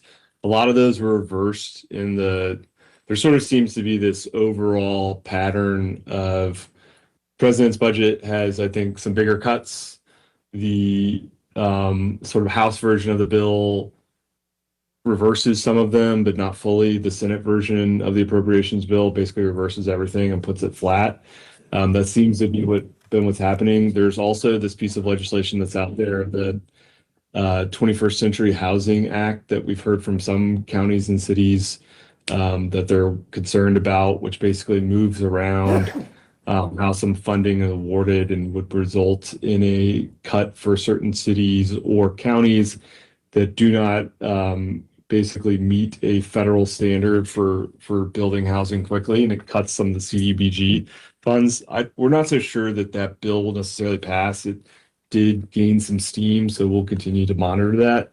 But I would agree with Scott that I think sort of engagement is important, and then the other piece is we've recommended for other local government clients to essentially make like a one pager of every sort of federal program you participate in, just so you have it there to do sort of an audit, and then to secondly take that information and give it to your members of Congress and to say, these are the things we're worried about. These are the programs that we receive. And there seems to be, again, another pattern where cuts, other things come down, there's a bipartisan pushback, and then things seem to be reversed. So I think we should get that in front of our delegation, let them know the local impact. And if we can get people on both sides of the aisle, making calls and doing outreach on our behalf, that's usually a good way to help get things turned back on or get things reversed. But this issue was flagged for us, and we'll continue to sort of dig in a little deeper on it. Thank you. Thank you, Mayor. Any other questions? I don't personally have a question, but I would just say that I think for us as a council, it would be really important and interesting for us to align our ask, perhaps with some of the items on our CIP that were taken off, like Fire Station 2 that's proposed to be road, the library, things of that nature. I mean, even if it's not the full dollar amount that we get, if it's something that can help offset the cost down the road, I think that would be especially worthwhile. So I just want us to remember and consider that. Absolutely. Very good point. Thank you. If I can ask Councilman Volleson. just one other question for both of y'all. One of the things that we've started to talk about here in the city is becoming a gateway community for national parks. And I was just wondering if you could give, if there's any information you can give about how we should start doing that, or how we should, what that process looks like.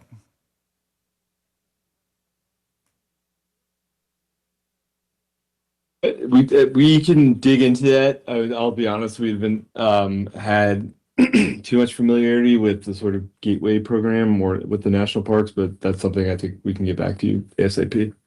Yeah, and I know that's more of a policy side thing that anyway, but I just wanted to flag that for a future discussion.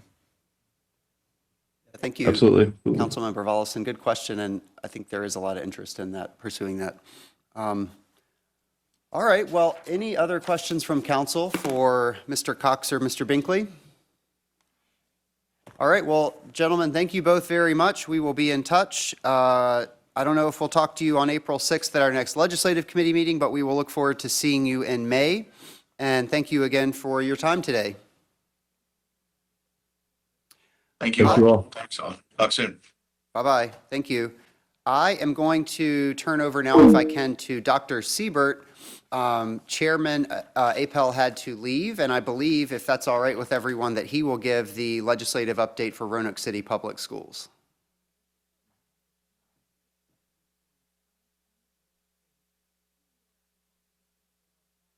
Good morning, Dr. Siebert. Good morning, Mr. Chair, Mayor, members of council. Alan Siebert, Roanoke City Public Schools, and Board Chair Apel did give her regrets. She was able to be here for a piece of time, and so I will endeavor to cover the report that she wanted to provide this morning. As was shared with your consultant, as you work with your professional organizations, we also work with the Superintendent Association and School Board Association, but also have a good relationship with VML and VACO. Work a lot with Chairman Bennett with VACO and Ms. Bulova with VML, because we do obviously pool together on a whole lot of these topics. So what we just handed out for you is a little front and back summary of where things were as of like Thursday afternoon with the General Assembly session. As your consultant shared, we're in the last 2 weeks. We're tracking over 150 bills, but we have 19 that are part of our priorities. And these are bills that we either worked with legislators to introduce or are very active involved in drafting. So that's really what we wanted to speak our time on, plus a quick thing, a couple of quick wins from other priorities that we share with the City Council. So in terms of the 19 high priorities, we've successfully removed the word pilot from the Community Builders Program. We appreciated Mayor being present and helped bring comment when that was in the Senate subcommittee. We did not, Delegate Rasool did introduce a budget amendment to increase funding for that. The increase was not funded, but fortunately, as of Thursday afternoon, both House and Senate budgets had sustained funding that were in the governor's budget to maintain Community Builders Program. We've had a lot of success with continuing to help modernize the assessment program in the Commonwealth of Virginia. A bipartisan bill from Delegate Rasool and Senator Suderline to increase 3-year renewable licenses for teachers who teach dual enrollment and CTE programs. We're continuing to work on the accountability system called the School Performance Support Framework. A really good report out of JLARC about recommended changes there, and Delegate Rasool had a bill to kind of implement some of those quickly, but now there's a little bit more optimism. Maybe the state board will be receptive, so it's more of a recommendation at this point. We obviously support indoor air quality, but we're working still very earnestly this week with Senate, because an air quality bill had a zero fiscal impact for the Commonwealth, and for the Commonwealth it was zero. We're estimating $20,000 per elementary school, probably $50,000 per high school, and we see this as a very significant unfunded mandate when we already did tremendous HVAC modernizations using our ESSER funds, and so really concerned about that piece. As your consultant shared with you, we also spoke in support of the 1% sales tax option in both chambers, and are also watching where that goes. Along the way, some other bills that are very closely related to our priorities come up, and one was Senator Pekarsky wanted to really look at have the state board and the department look at graduation requirements, and it had a number of elements in there, including how we wanted to support EL learners. But we leaned in and were able to get that amended to include that we're going to look at our SLIFE students. Those are our much older students who come to us, often refugee resettlement, have limited or interrupted formal education. So those were all really, really good things. The other thing that we're thankful for, and for this year, we'll have to wait for 2027, is the strategy that the board and the council had of saying thank you to our legislators who last year helped support locally appointed school boards. That seems to have worked really well, and even had one member of the Senate say that it was understood that maybe that helped to make no bills were introduced this year for that topic. So that was a good strategy. It seems to have been successful. And then I mentioned at the bottom there, the state funding for community builders is still there. Then there's, I have an attachment of those 19 bills where they were as of Thursday afternoon, but there's a whole bunch of others that we're watching and be happy to try to speak to. Lastly, I will say is, as your consultant shared about the differences between the House and Senate budgets, the $1.6 billion is a pretty big gap. And often when we see one party having both chambers, the House Senate budgets are a little more aligned. And as they outlined for you, that's that tax policy decision about whether or not to do the exemption for data centers. So before we actually have an idea of what's going to be for K-12 funding, they have to reconcile that piece. That $1.6 billion difference between the two chambers is huge. That will then lead to a compromise budget, which will lead to some actionable ideas for us. Of K-12 education, note, part of what the Senate wants to do with that $1.6 billion is take the teacher raise from 2% to 3%. But as you're already aware, any teacher raise for us is very problematic because as the JLARC study showed 2 years ago, localities in the Commonwealth of Virginia are funding public education at $5 billion more than what the state says the minimum should be. And that's because the state's minimum is just woefully inadequate. So every locality in the Commonwealth exceeds that. That means that while the state share for either the 2% raise in the House or 3% raise in the Senate would be only for those executive positions and only the state share for the local composite index. So whichever one of those comes forward leaves a pretty significant gap for us to figure out if we can do that. Again, the trade-off is if you don't match, then you leave state money on the table, and that's very disconcerting when we want to bring as much state money to the table as we can. The flip side is it requires eating more of our own guts to look for positions to be able to make that local match. So that's kind of where we are tracking, but a lot of it really depends on the tax policy decision between the, that $1.6 billion between the two budgets. So we'll see how that goes.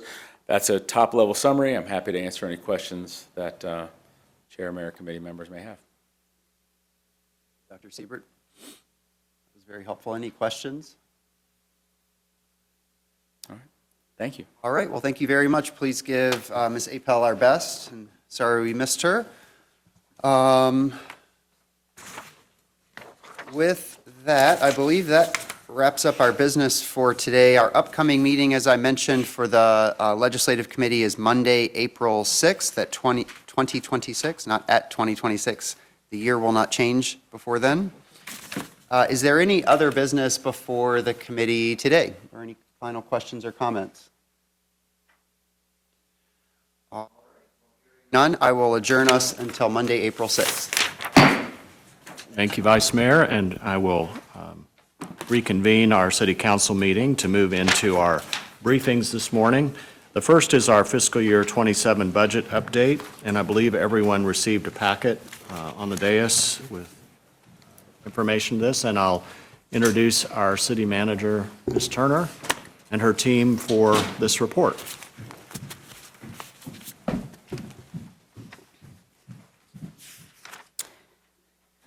Good morning. Good morning.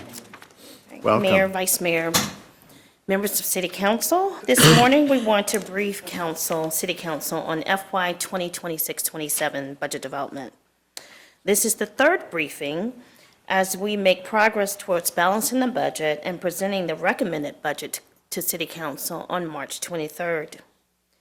The first briefing provided information on the initial revenue projections and balancing status given identified incremental expenses. The second briefing focused primarily on capital improvement program. The agenda for today focuses on providing an update on the status of balancing the budget, revenue information to give context on the challenges we face, information on what the budget team focused on in making decisions on priority items to fund, revisiting the capital improvement program and recommended revisions, programs and services not being recommended for funding based on budget requests, additional considerations on balancing the budget, and the remaining steps in the budget timeline.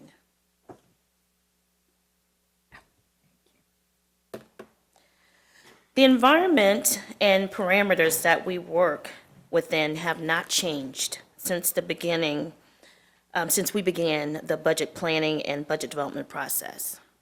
Economic uncertainty. As we began budget planning, moderate or less than moderate growth in our revenue was anticipated. Based on the current revenue projections, revenue growth is less than moderate. Our ability to identify priorities is based primarily on the level of incremental revenue. While not impacting the FY 2027 budget, the meals tax sunset adds to future uncertainty as it will impact funding allocated to the operating budget and funding used to service debt for the deferred capital maintenance. Also, financial resources will not be sufficient to address all priorities. Programmatic expectations will need to be adjusted from the standpoint of current level of service and funding new priorities. At this time, I would like to turn it over to Mr. Kasecki, who will go over our preliminary balancing status, and we'll be tag teaming this as well as Ms. Catron, who will be going over our capital improvement program.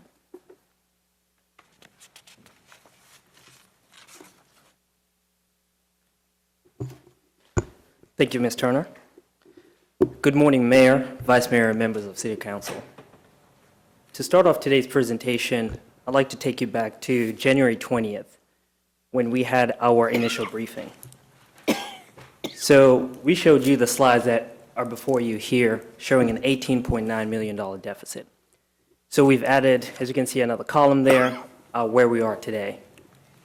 So in the next couple of slides, we'll be looking at some of the assumptions, recommendations, and considerations that we've used to close the gap to a $5.1 million deficit.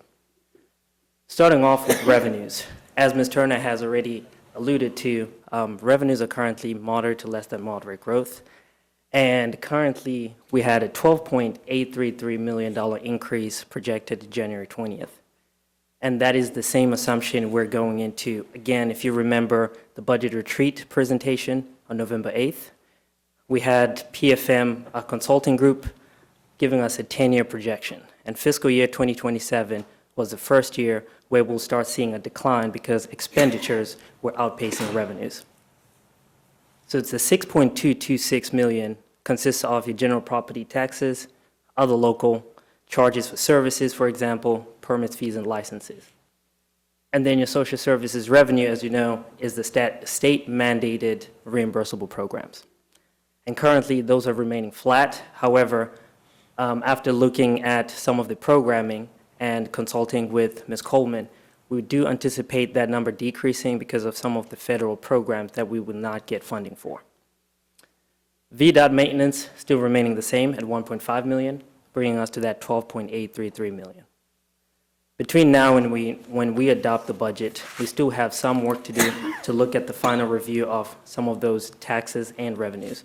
However, we do not anticipate picking up enough to close the gap. So moving on to our expenditures. Compensation package decreased from 9.5 to 7.7 million. And primarily, as we would like to aim for a 3% COLA increase, realistically, because of budget constraints, we have shifted to a 2%. We're still keeping up with our non-discretionary items, retirement rate contribution, medical, dental increase. We're still moving the employees that are below the 42,000 threshold, including the vacancies. Public safety step plan, and then your lapse decrease for $1 million. And if you recall, when Ms. Turner arrived, we had our lapse at approximately $6.5 million. And currently for fiscal year 26, it's at $6 million, and the plan is to decrease it further to another $5 million.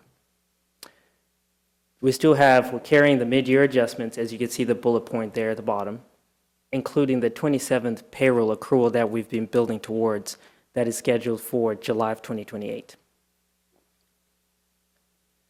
In other expenditure requests, on January 20th, we highlighted $4.3 million in personnel requests, and these were primarily some of the departments are being proactive in moving the grant positions from your safer communities, safer grants, but also reclassifications that departments felt the need to request due to the increasing workload.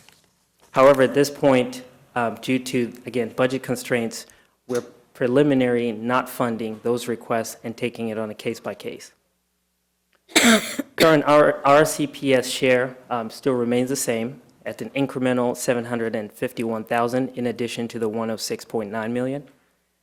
And that is due to general property and other local taxes not increasing. VDOT and social services, as I mentioned, primarily those reimbursable programs. There is a slight decrease there because of programs such as the federal resettlement that we are not anticipating on receiving. Technology maintenance contract, slight decrease there, but we're still picking up the bulk of some of the technology agreements that we've had. For example, social services have moved from their legacy system, Harmony, to Oracle, and also our payroll system is moving into Oracle. We also have Exeon, which is the body cameras for the police, built into that. So as you can see, we're still picking up $1.2 million for this projection. Overtime and temporary wages, decrease of 1.9 to 539,000, because our shift currently is on public safety, and I'll cover that in the next couple of slides as well. We also have contractual fees for professional services, 1.3 to 488. Again, the strategy is to focus on those non-discretionary items. And then all other department requests, January 20th we presented, it was 5.6, and currently the proposal is at 488,000. And again, it's looking at everything that we need to do moving into fiscal year 2027. And last but not least, the debt service currently pending in outside agencies. So Ms. Catron will speak on some of the incremental debt service assumptions that we'll use that will be added to that list. Which brings us to a preliminary balancing status, 18.9 on January 20th to 5.1 as of today. So in looking at some of the highlights that we have for the revenues, as we mentioned, from November 8th when we spoke to PFM and PFM presented, we recognized that real estate growth, while it's increasing by 6.55% for the assessment values, it started to decline compared to the last 3 to 5 years. Post-pandemic, real estate had increased approximately, we average about 9%. So that gives you a significance in how we've dropped in funding while it is still increasing. Sales tax remains flat at 6 months. Typically, we would pick up in December from Christmas shopping, in November to be our Black Friday sales, but we're not seeing that growth as we did between 2020 and fiscal year 25. Personal property assessments are due after we propose the budget, and I think that is significant because we would have set the numbers, but also that last bullet point there, we decreased in our actual collection by 1.74% in personal property, which signifies where we are economically in terms of the growth. So under general property and other local taxes, so we wanted to show you the incremental growth that we've had from 21 to fiscal year 2027. So in looking at 21 to 22, general property and other local taxes combined increased by 8.2 million. From 22 to 23, it was 17.4. From 23 to 24, it was 22.8 million. 24 to 25, as you can see, 13.3. From 25 to 26, which is the current year, was 21.3. So before I get to the current year of fiscal year 26 and 27, between 21 and 25, we increased by $62 million. And if you recall, the prior council, we had 7 priorities, which started with education, community safety. We invested 35.9 in compensation, and education 21.4, increasing our CPS share from 82 million to 106.9. For the current year, we're increasing our general property and other local by 5.4 million. And again, I refer back to the November 8th presentation. While we are recognizing an increase, priorities have started to shift. Current year in fiscal year 2026, we increased the mills tax, we increased the Fire-EMS fees. However, with the fiscal year 2027 increase and recommendations of expenditures of 31 million, we have to shift our priorities to accommodate those needs moving forward. So in looking at on the expenditure side, starting off with the compensation, as I mentioned, we're shifting our priorities from, again, the 3% would have been what we would have liked to do, but again, budget constraints and what we have to do moving forward in the next 3 to 5 years call for a decrease in our compensation package. So we're shifting it from 3 to 2%. We're still focusing on our retirement contribution rate increasing from 21.1 to 22%. Our medical and dental increase. Vacancy savings, again, that is the strategy to ensure that we have enough flexibility in the budget, so decreasing it by $1 million. And then the 27th pay period, which occurs every 8 to 10 years, currently scheduled for that July 2028. And just on average, we have 166 million personnel budget. And on average, it's about 8 to 10 million every pay period. So we need to have that in reserves to ensure that that 27 pay period does not affect the balance sheet and the fund balance. And the current strategy, Ms. Turno, that will speak on this in the next couple of slides, is to look at all the vacant positions and initiate a managed hiring initiative. So on the operating side, for the overtime and temporary wages, they're decreasing by from 1.9 to approximately 539,000. And because public safety accommodates 43%, so that is the main focus. While we did increase our meals tax by $2,022,000 to cover overtime and temp, and the other $2,022,000 for deferred maintenance, we spent $10.5 million in overtime and temporary wages in fiscal year '25. And like I said, 43% of that belonged to public safety. So the strategy is to ensure that if we cover public safety in the budget, we'll be able to cover every other department and navigate using either personnel lapse once you decrease it to a manageable number. Contractual fees for professional services, focusing on jail and medical contract, for example, fleet fuel cost, the Marathon Health contract that is increasing, Fire-EMS training center lease, which is increasing by $466,000. Juvenile Detention Center city share, so we took out debt to cover some of the structural issues and HVAC, and that share is increasing by over $300,000. And we're in agreement with Botetourt County as well as City of Salem. And I also included the technology maintenance contracts that I mentioned in the beginning, such as your Oracle and Exion. Last but not least, the all other department requests.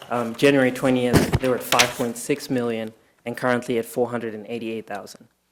And this is because we're focusing on general services utilities, police vet services to supplement our share of the RCACP. So for example, there are some services that the RCACP does not cover, so the police department has to pay for. And in addition to that, the RCACP share is increasing by 357,000. And that is because 67% of the animals in the shelter belong to the city. This also includes your solid waste tipping fees, trash compact to lease, risk management, insurance premiums, and the economic development performance agreements that were pre-agreed to, such as Riverdale. So with that, I'd like to call Ms. Catron to go over the capital improvement program.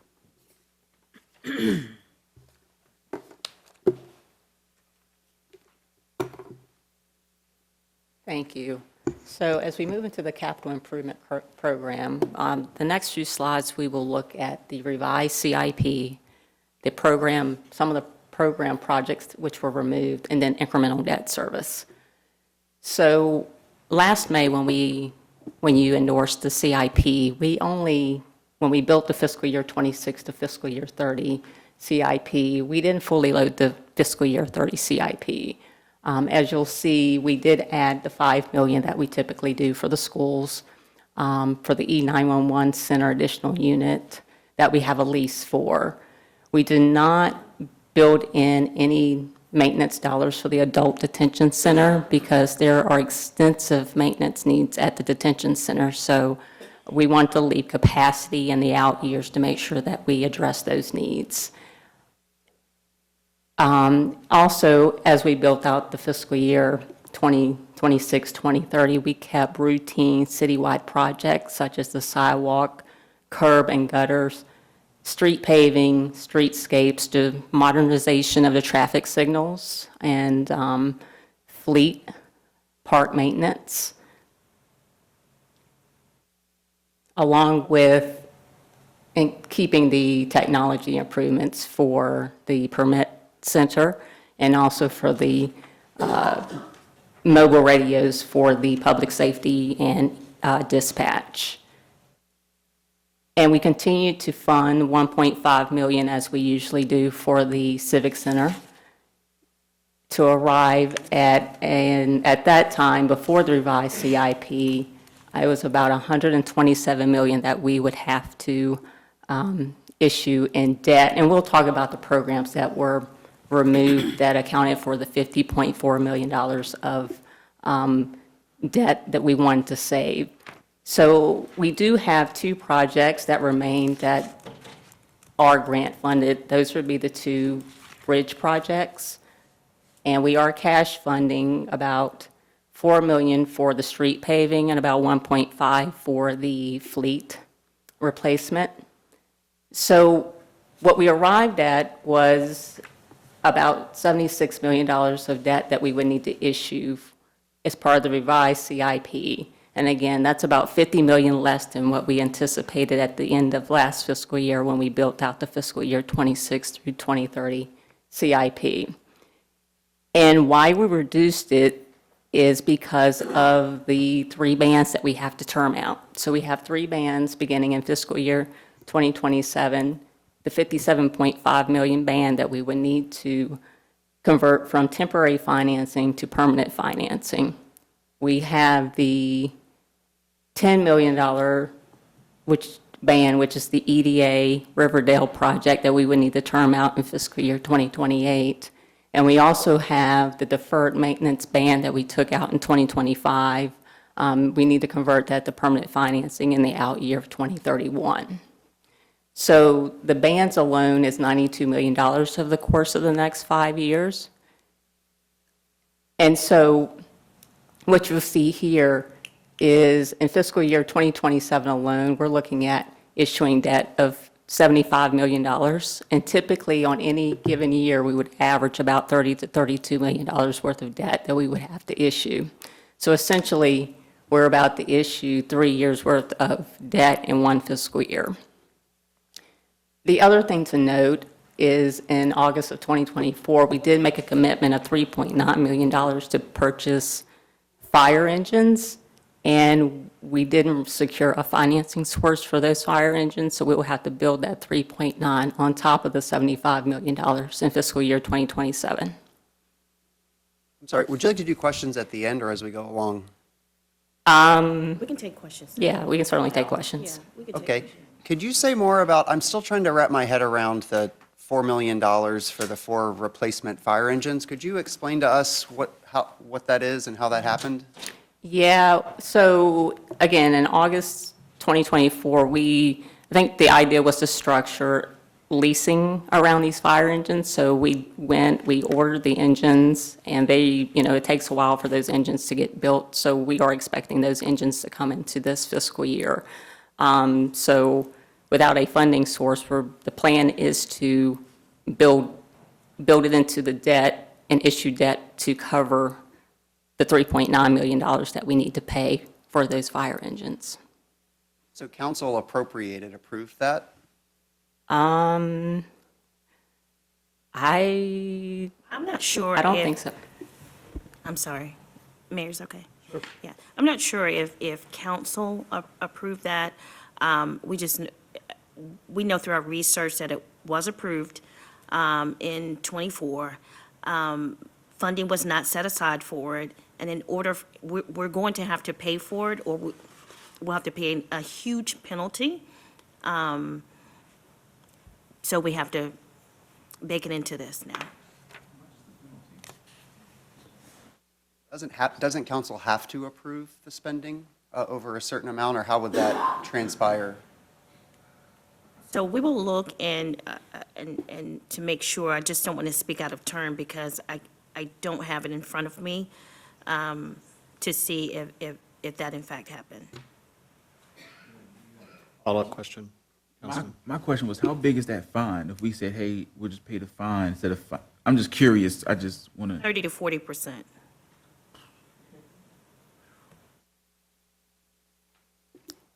I'm remembering right, there was also some savings of about $300,000 per fire truck if you ordered them in advance. Is that correct? That's correct. And I believe, if my memory is right, which sometimes it's not, but I think something went to council in December of 2024. Is that correct? I'm trying to remember. And if I'm also remembering, there was some discussion about some third-party financing, so apparently that didn't happen. Yeah, I would find it difficult to believe that we did not bring it to council, but I didn't want to speak out of turn. It did. So basically, what's going to happen is those numbers that you have up there are going to have to change. Because it's my understanding those fire trucks are coming, 2 is coming in June and 2 is coming in August. Yes, And I ma'am. don't think they're going to just give them to us without paying for them. Right. So to your point exactly, on the 75 million, 75.4 million that we would issue for fiscal year '27, we would issue the 3.9 million. And in the Davenport, when they came earlier in February and gave their presentation, that 3.9 is included in the debt service, incremental debt service numbers that we'll go over in a few slides. But you will have to add it to these numbers that you're showing us currently. That is correct. Thank you, Ms. Powers, for that question. Excuse me, So what? thank you for clarifying that, because I do remember that it came to us. And I also remember that there was funding for it. So it was approved, and one way or another, we'll figure that out, but we just never paid for them. And now we have to pay for them. Yes. We had actually talked about it, it was before I retired, and I want to say July, to see if we had money in any of our investment accounts. That's how I remember that they had also talked about getting a third-party financing, you know, like, and I don't really think it was called a lease, but I think they were going to look at doing financing outside of the CIP. Right. But of course, I retired, and I don't know what they did after. Okay. Yeah. We're good? Okay. Okay. So, again, we came concerned with the ability to afford the incremental debt service. So what we did was we reached out to Davenport to give them a revised CIP, which is what we just went over, in order for them to run the numbers for debt service modeling. So the projects that we did remove include the projects that are listed here. And, you know, what we used as our focus points to arrive at least for the projects that remain, is any projects that we already had commitments and obligations to pay. We kept the citywide maintenance projects that you saw listed there, and then on the previous slide, and we also kept the technology projects that we had in play. So what was removed were the fire station number 2 on Williamson Road at 9.5 million. And then speaking with the engineering department, that estimate is actually moved up to about $12 million at this point.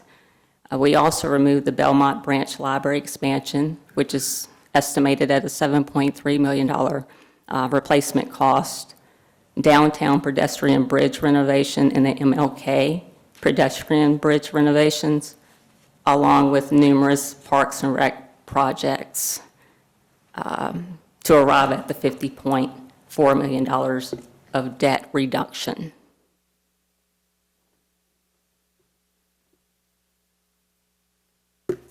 So when Davenport came again in early February last month, they presented these incremental debt service numbers to you. And one of the strategies that they recommended was restructuring a part of our 2015-2016 debt to provide about savings of $3.5 million in the earlier fiscal years 27 through fiscal year 29, and shifting that debt service out to the later fiscal years of fiscal year 31 through fiscal year 36. So if you look at the right-hand column, which is the unmodified CIP without any debt restructure, that reverts our CIP back to what it was endorsed last fiscal year without any additional savings in the earlier year. So if you look at fiscal year 2027, you'll see that our incremental debt service over and beyond what we've already budgeted for in fiscal year 26 would add an additional $4 million in debt service. In fiscal year 2028, you're looking at an additional 6.4. In fiscal year 29, 3.4, 2030, 3.4, and in fiscal year 2031, 1.9, for a total incremental debt service increase of $19 million. If we look at the left column, which is the recommendation from Davenport, where we would go with the revised CIP that does remove some of the program projects and implement the debt restructure, in fiscal year 2027, our incremental debt service goes up to about $440,000. In fiscal year 28, 2.7 million. In 2029, 650,000 approximately. In fiscal year 2030, about 745,000. And in fiscal 2031, about $2 million in incremental debt service, for an aggregate debt service over the next 5 years of $6.5 million. And in the middle column is keeping the revised CIP, but not doing the debt restructure where we move the debt service out in future years. So again, in fiscal year 2027, our incremental debt would go up 2.4 million. Our incremental debt in 2028 would go up 3.8 million, so forth and so on, for a total of $6.9 million in incremental debt over the next 5 years. And so there's the line also for the penny equivalent real estate tax. So what that isn't saying, it isn't saying you need to increase your real estate tax by 5.8 or 6.4 or 17 cents. It's just telling the story of your revenue tax. That is how much you would have to dedicate in order to afford the incremental debt service over these years. And I just wanted to note that these numbers do not include the incremental mills tax that we're receiving, the half of the penny for the increase in mills tax. If that 0.5% was to increase or stay in place, it would help shave off about $2 million off of the 6.4, the 6.8, and the 19 million that you see listed. And the last point I just want to note was that these numbers also don't include any additional debt service that we would have to pay pending the sale of the Hotel Roanoke, because we do have that portion of the Hotel Roanoke Conference Center that we are carrying as part of on the city. So currently we're using the repaid dollars for that, but going forward, depending on the sale, we may need to assume that back, and the city would need to pay.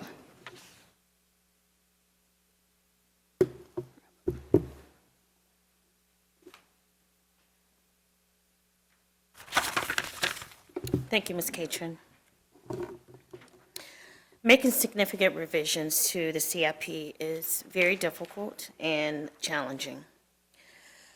We understand the disappointment and frustration, particularly to our constituency groups, for the projects that are recommended for removal.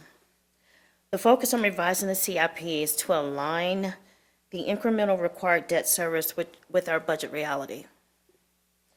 Even with the recommended revisions, a significant challenge remains with the required level of incremental debt service over the next 5 years. Again, we underscore and emphasize the parameters that we are working within have not changed. Less than moderate revenue growth impacts our ability to fund priority expenditure items. Mayor, Vice Mayor, members of City Council, the remaining $5.1 million deficit reflects the difficult choices still before us. Over the next several slides, we want to walk you through the reductions that brought us from the original $18.9 million shortfall to where we are today, outlining the program services and personnel impacts that helped close the gap. We began with personnel, our largest expenditure driver. To manage the $5 million lapse budget, we're implementing a managed hiring strategy that frees us approximately 100 to 115 positions citywide. This is a multi-year, multi-pronged approach to reduce the budget to a manageable amount of approximately $2.5 million. In addition, we're not funding $4.3 million in new personnel requests, including positions affecting the Commonwealth Attorney's Office. I would like to just say a special thank you to our constitutional officers that have worked with us through this budget process. The request, it also impacts a request to add more armed security to our libraries due to increased facility usage. The request for Fire-EMS captain positions to oversee drug lockers at Station 4 and support the new pharmacy. It impacts the additional requests from Parks and Recreation for maintenance technicians for trailways, greenways, in-river kayak, and expanded amenities at Wasena, including staffing for the opening of Eureka Park. While these requests are not funded, we will use temporary assignments and strategic reallocations of existing vacancies to address the most critical service needs in the coming years. Beyond personnel, we review operating costs and have identified approximately $9.5 million in program and service reduction across public safety, infrastructure, community development, and general government. In public safety, the following adjustments will be recommended. Not funding the Sheriff's Office request to increase the city's VRS multiplier to match surrounding localities. This would be a cost of $347,000 in year one, which is expected to grow based on the contribution rate. For Fire-EMS, the reductions totaling $716,000 include not funding paramedic classes, the lease agreement increase for the new training center, and partially reducing the request for overtime and temporary wages. The strategy to absorb the $466,000 increase for the training center, we plan to freeze 4 positions. For the police department, we are partially funding overtime and temporary wages, leaving approximately $830,000 not funded. Within community development, primarily parks and recreation and libraries, we are primarily not recommending funding for $89,000 for youth athletic security costs, $31,000 for the extension of youth summer camp outdoor recreation program, $95,000 in equipment requests for landscape and park maintenance, $262,000 reduction in library books and subscription funding, representing the city share. Under infrastructure, we evaluated multiple options and are recommending a $625,000 reduction in fleet maintenance requests related to aging vehicles and part shortages, $150,000 reduction in capital building maintenance for internal repairs as we prioritize the use of the $25 million line of credit for major repairs such as elevators, roof units, and HVAC systems, a $62,000 reduction in base funding for encampment activities, and not funding a $200,000 request for a special events cruise, and an $86,000 reduction in base funding related to the pedestrian walkway bridge, police department, and employee health facilities as we review different strategies to continue these services. Finally, we are recommending a $35,000 reduction in funding for the Youth Summer Employment Program through Economic Development, which was previously partnered with that program with Goodwill Industries. A $292,000 reduction in the GRTC subsidy, reallocating those funds to higher priority needs. Additionally, the implementation of a new external agency process allowed us to cap all requests from agencies without formal agreements at $140,000. This provides the city with the flexibility of not increasing current funding levels within the base budget. These examples highlight some of the difficult decisions affecting valued community services. In closing, we have reduced the deficit from 18.9 to 5.1 million.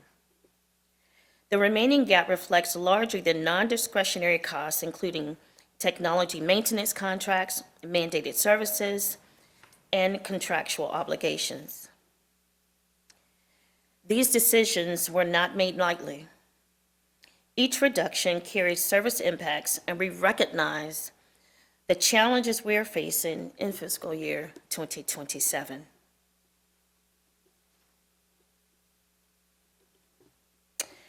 As we continue to meet with departments, our goal is to close the remaining $5.1 million gap.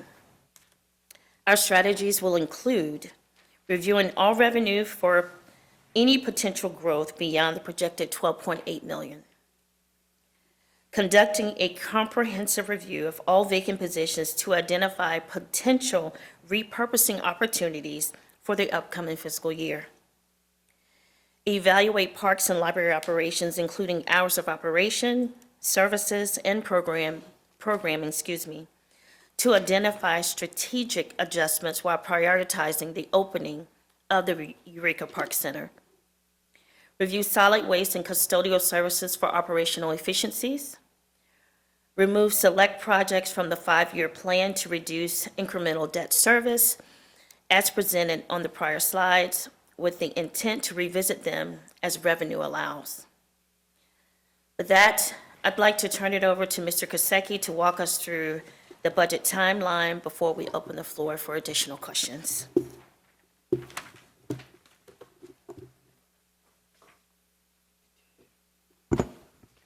Thank you again, Ms. Turner. So in closing, in looking at the budget timeline, we had the budget retreat on November 8th, of course, and currently we've had a briefing in January, February, and of course today. So we will have one more briefing March 23rd, of course, that is a proposed budget. And after that, we will have 2 community meetings with locations. As you can see, April 9th, the first community meeting will be at the Williamson Library, and we will confirm the times for that in the upcoming briefing. And then April 16th would be at South Roanoke United Methodist Church. After which we'll have a public hearing on proposed budget and tax rates on April 23rd. May 4th, we'll have the budget study and close it off with a budget adoption on May 11th. And I will open it up for any questions. Thank you, Mr. Kosecki. Thank you, Ms. Turner, and everyone for your hard work on this. We still have work to do. Thank you for really clearly laying out the challenges before us regarding revenue and expenditures. I'm going to turn to my colleagues for questions, and I'll just start. Ms. Powers, do you have some questions at this point?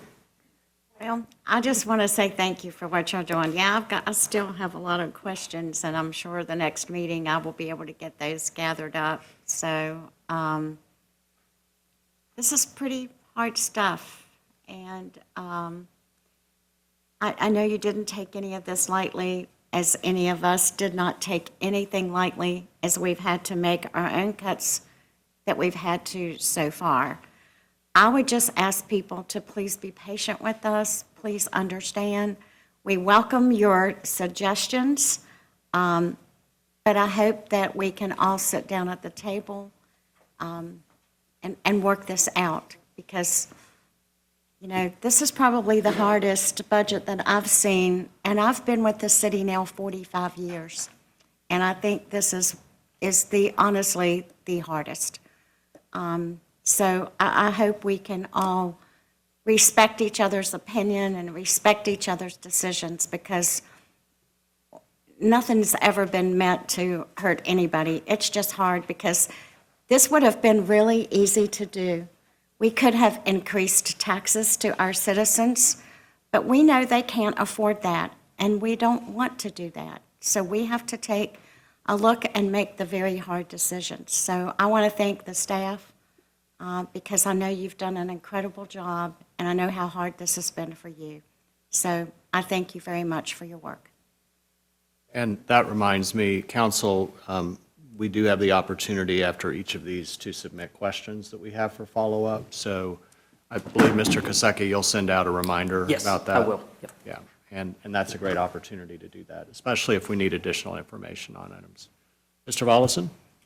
I don't have any questions, but I do, similar to you, have a comment. I want to say thank you to Ms. Turner and your team, because this is a huge amount of trying to find where we can cut fat where fat doesn't exist. And we did that while still increasing our funding for schools. Let me repeat that. We have increased our funding for schools. So there'll be 107.7 million going to schools. And I also want, there's a narrative out there that there's a gap of 35 million. That's not true. This year, compared to what the school formula was previously, the schools will only be getting $133,000 less than they would have under the previous policy. $133,000 less. So I really want to push back on this this narrative that has been out there that we're not doing anything to cut the budget in ours and that there's fiscal mess here at the city. It is something that we are definitely dealing with, and I thank Ms. Turner for showing where those cuts are being made, and I know that there are going to be additional cuts so that we can get down to that. This is a time when the schools and the city need to be working together to figure out where we can reduce the pain of both of our organizations. And so I just wanted to say that this has been a very good job of doing that while also trying to make sure that our schools are funded appropriately. And I think you've done a great balance of that. Mr. Volleson, Mr. Nash? I have a few questions and a few things to say. So number one, I'll kind of work backwards on my list here. You know, when we're looking at the areas and the services that we may have to make further cuts to, we're talking about things that are not just mundane. We're talking about things like libraries. We're talking about public safety. We're talking about public transportation, which are all critical to the fabric of our community, from the oldest citizen we have to the youngest citizens. I mean, with public transportation, think about the amount of people who get access to health care, access to work, connection to their family and friends by using public transportation. And we're making cuts to that when, if anything, we should be writing a blank check and handing over a blank check to fund public education, and along with our libraries. I mean, when I went to Melrose Library this past Saturday for a baby shower that was held in one of the community rooms, the library right there was packed. The inside of the library was packed with youth who go to the library and use the programming and the services that are offered there for free. And so thinking about having to change hours or change staffing, I mean, these are things that none of us want to do, but we're in the business on council of doing what is needed and necessary for the survival at this point of our city, and to dig ourselves out of this hole. And so some of my questions, when it comes to personal property, I know there's been a decrease from the last year to this year. We don't really know yet where we're going to kind of finish up on that. Right. Is the decrease due to just a lack of collections, or is the decrease due to an actual decrease in the values that's being assessed when it comes to personal property? That's a good question. And in looking at, it's a two-parter. Looking at where we set our assessment, usually we average, after speaking to the Commissioner of Revenue, we usually implement like a 2% increase every year. That's standard. However, in just looking at where the estimates were compared to what we collected, we underperformed, but actual over actual, we also underperformed. So it is a combination of both, that, again, the economy is bouncing back, and now at this point, of course, inflation is still high. We're not collecting as much as we projected we would. So we need to kind of pull back a little bit and assess what that incremental growth is going to be. Thank you. For the mills tax in the sunset, I love and appreciate that you all are doing our budgeting very realistically, given the real factors and scenarios that we're dealing with. For the removal of that sunset, at what phase of the budgeting process do you all need that? Is that after you all present your final one, that a council member needs to make a recommendation, or say like, hey, I think we should remove this sunset? Because I was against it from the beginning. Well, if we think about it this way, July 1, we would have a new budget, and the sunset's supposed to be right in time when we adopt the fiscal year 28. And if we do not have the $4,044,000 at that point, the issues that we've just highlighted basically double, because we'll need to cover whatever we funded for overtime and deferred maintenance and try and figure that out. So it would be after we adopt this budget. Yep, that would be ideal, Ms. Turner. I agree. And then my last question is, when we're looking at the economic development project for the For the Riverdale, yes. that's the 10 million that we have Correct. to start paying on Yes. in FY '27. Correct. And that, FY '28. FY '28, but they do get a tax rebate, and we have to build that into the budget. what is it, when you say tax rebate, I guess that's the part that, So we rebate them back the real estate taxes they pay. okay. Yep. Okay, cool. Thank you.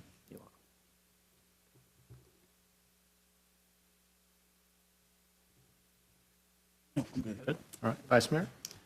Thank you very much for the presentation. I find this just, well, I shouldn't say I find this very upsetting, the cuts that we're proposing. I note again that it feels to me like a disproportionate cuts falling down on parks and recreation, which I don't see having ever recovered from our austerity cuts of 2008, 2009. And I'm worried about the implications, the unforeseen impacts that this will have on our communities kind of across the board. So I look forward to the next budget work session. I'm just not sure, for some of us that are barely making ends meet and paying our property taxes, when we talk about low growth, and it sort of, for me, it feels like property taxes have gone up a lot in this city over the last so many years, and that we saw a huge amount of money come into the city. And for it to stabilize, mine went up 20% last year. This year, 7%. So I don't feel like that's a low, to me, that's still kind of a lot. I wouldn't want my real estate valuation going up 7-10% every single year personally. So I don't know. I'm just thinking about, do we have a revenue problem, or do we have spending and accountability problems and things that we need to address? Because we have some of the highest property tax rates in the state of Virginia. And that is crushing to a lot of our working class families. And the reason that I think a lot of people are moving here, to sort of segue, is because of our high quality of life. We have a lot of challenges in the city of Roanoke, and yet people are still moving here because it is a nice place to live. We have high poverty, we have pockets of high crime, and it's a nice place to live. Why are people moving here? I think they're moving here because of the amenities that we offer. Good schools, great library system, robust parks and recreation. What I see is that we are losing a little bit of sight of how we invest and take care of that. And I just want to encourage my colleagues and all of us to work together to find our way out of this in a way that we don't look back in 5 or 10 years and realize that we're worse off because we have gutted critical services, amenities, and possibly raised taxes, which I feel like is something that's going to come our way as a recommendation. And I think that'll drive even more people out of the city. We have lots and lots and lots of neighborhoods with empty, underutilized, vacant, blighted properties. And just to the extent that we can really stay focused on revitalizing those and getting those empty homes reoccupied, I think we can see a lot more revenue growth. So thank you for letting me say that. I'm very frustrated. I appreciate everyone's work on this. I also share Councilmember Powers' sentiment. I'm not going to be able to support a property tax increase. I think we should be looking to actually lower that. And so I appreciate your work, and I know that we will get through it together, but I think this is really frustrating for me, and I know that it is for a lot of our residents because I've heard from them. So thank you. Vice Mayor, Councilwoman Sanchez-Jones. Thank you, Mr. Consecchi. I do have a question. Why do we need security at a youth event, sporting event? Why do we need security? You'd be surprised. So that event is, I think it's through the RCPS schools, and it is a request that came through providing that initiative. So Thank you. Parents fight, Ms. Yep. Sanchez Jones sometimes. That's a shame. Mayor, Vice It Mayor, is a members of shame. council, it is my understanding through communications with Parks and Recreation that for, say, basketball, renting the gymnasiums with Roanoke City School, that they've asked us to have security on site for those events. Mr. Hagan. To reiterate, thank you all for the enormous work that you all have done. I agree with Vice Mayor on a lot of this, and I'm going to keep my comments brief because if you can't tell, my voice is going out. But yeah, I think that one of the large concerns is that we will shoot ourselves in the foot in the next 5 to 10 years. But yeah, so just look forward to seeing everything as we move forward and hearing from citizens. Yeah, so thank you. Thank you all for your questions. I'll just follow up with a couple things. I think it's important that we remember the big picture and that sometimes the big picture changes. On the projections, I appreciated on page 10, yeah,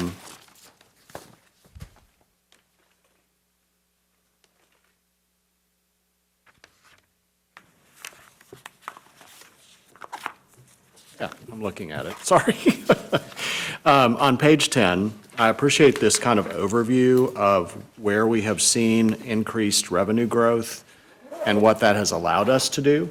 I think that's an important reminder. Even during, and this is outside of ARPA funding that we were able to utilize for one-time projects, but we made a commitment 5 years ago to really address compensation for our employees, and we're continuing to build that plan out. And so some of the implications here are either pausing that growth in support of our employees for a year, 2 years, it's hard to tell, or continuing to find a way to meaningfully sustain that, but do it at a slower rate. To continue to find a way to support at a level that we can sustain growth for investment in our public schools. That's one of our big challenges as well. And then along with this, as we think about revenue, we're really limited in our ability to increase or generate revenue as a locality. Probably the three largest revenue buckets are real estate, personal property tax, and sales tax. We don't have the ability as a locality to just raise the sales tax. That's authority given us by the General Assembly. So we really have the personal property tax rate and the real estate tax rate, which the rate we have not raised on real estate, we've not raised in over a decade. And the personal property tax rate has been that way probably since before I was born. It has not changed. So that's 64 years. We've talked today about the implications of either raising tax rates, which nobody wants us to do, and we also have heard the question raised about reducing those tax rates. So it's a difficult question about balancing. We're limited in how we can generate revenue, and if we reduce those revenue sources, then the deficit that we have already thoroughly gone through today will increase. So that's just a reminder to us as we're thinking about that. So I think another important point that's been raised today, the Vice Mayor talked about this, is, and Councilman Nash, how do we grow our tax base? Blighted properties, how do we get those back online for tax revenue? We've started looking at the amount of money in tax-exempt properties that we give. And this is a hard thing for nonprofits to hear, but we have to seriously look at that. We have the building across the street, which we're grateful that Roanoke City Public Schools is there, but when that was purchased, it came off our tax rolls, and that was about $250,000 a year. So there's a give and take in this process that we have to think about. And I know we've been revisiting some of those tax exemptions. We have a new process in place for that. when we're considering these performance agreements and tax abatements and tax rebates, we have to think about that. There's the plus side is the economic growth and development incentives. The downside is the longer-term loss of revenue. So all of that on the revenue side is something that I think we have to keep in mind as we go through this. The other thing we need to keep in mind is just the overall state of the economy. We, about 5 years ago, maybe 6 years ago, there was a projection that we might hit another recession. We haven't really hit a recession, but we have seen inflation, so the costs of everything has gone up. We saw that reflected today in the information about Fire Station 2, going from, I don't know, 9 million up to 12 million. And anything construction related, we're going to see those costs go up. And that's whoever you are. It's local government, it's businesses, it's school districts, it's all of that combined. So as we look on the reduction side, we also have to think about balancing significant reductions or sustained reductions so that we can still sustain the services that we need. And that, to me, is kind of one of the big questions that we're facing today. And that is, what essential services might see reduction in delivery? So to just give an example, it might mean that trash, instead of being picked up every week, is picked up every 2 weeks. It might mean that the recycling schedule changes. It might mean that, as we already saw, a reduction in some of our fleet that helps deliver community safety. So these adjustments affect people and they affect services. Now, we haven't made any final decisions yet, but that's the reality that we're living within. And some things that we haven't even talked about, just looking ahead. Security enhancements to this building. This building is like 30 years behind in upgraded security. And in order to upgrade this building to the level of all of our schools, the courthouse, it's going to take a lot of money to do that. We haven't even talked about how much that might cost. Housing initiatives. We've talked about affordable housing. We've talked about piloting tiny home villages to reduce our unhoused population crisis that we're in. That's going to cost millions of dollars. Collective bargaining. The projected costs, we talked about the fact that that's likely to move forward. That's going to impact local government. It's going to impact schools. That's millions of dollars. And I've heard a range anywhere from $10 million to $100 million. And that's an add-on that we haven't discussed. Councilman Nash, did the math, and that revenue from cannabis is not nearly what we projected it might be. So that's another challenge. So we're in a quandary here, and it's painful, it's difficult, it's challenging. I believe we can find our way through it. We're all going to have to make different types of sacrifices here, but I appreciate that we're all engaged in this work, and we care about it, and we want to see our city be healthy and whole. And I think it's going to also call on us as localities in this region to think differently about how we work together. That the challenges we face as a city may be unique to us as a city, but we're a part of a region. And so I think whether it's housing, it can't just be on Roanoke City to think of ways to create more affordable housing. It's got to be Salem and Vinton and Roanoke County and Botetourt County and Franklin County. I appreciate the support we've gotten for, the airport expansion, and hopefully we can find some federal dollars for that and tap into those. But as I mentioned earlier, if we see cuts on a federal level, that's going to impact our schools significantly. That's going to impact us significantly. And what is an epidemic or a crisis now is going to be catastrophic. So these are really difficult times that we're in. And I appreciate everyone's integrity and thoughtfulness as we're looking at this. And for the above and beyond hours that you all are putting in as a team. I know we're going to get there, and it's going to be challenging and difficult and probably painful. But we have to remember that we're all human beings. Ultimately, we all care about each other. Ultimately, we all believe in each other. And to the extent that we can call on each other's better angels to show up during this process, I think we'll get there, and we'll see a pathway forward that will make a significant difference. So, thank you, Thank Mr. you. Kosecki. Any other questions?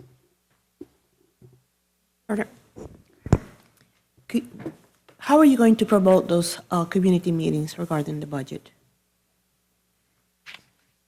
Our new public information officer and her team will be putting them out. Okay, thank you. And that's a good reminder, Ms. Sanchez-Jones. For the public, Mr. Kosecki alluded to these earlier, but on April 9th, there will be a community meeting at the Williamson Road Library. That time is yet to be determined, but we will put out a lot of information about that.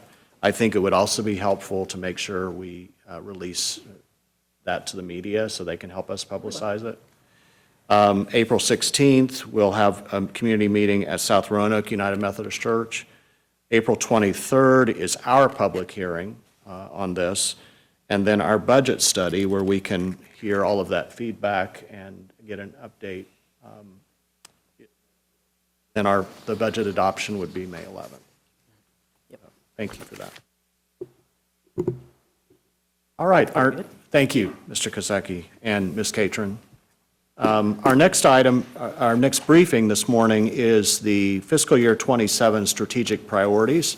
Council will remember that we had not only a budget retreat last fall, but also a strategic priorities retreat. And this is a continuance of that. This is an important part of our work together because the budget that we adopt in many ways reflects our strategic priorities. So, Ms. Turner, am I? I'm going to turn it over to Ms. Vernon. Ms. Vernon.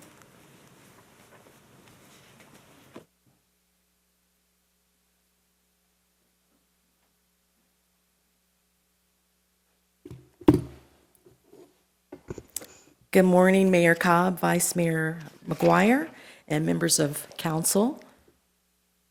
This morning, we would like to provide you with a brief overview and recap of the work performed by City Council on last year in the development, or redevelopment, if you will, of the City Council's strategic priorities.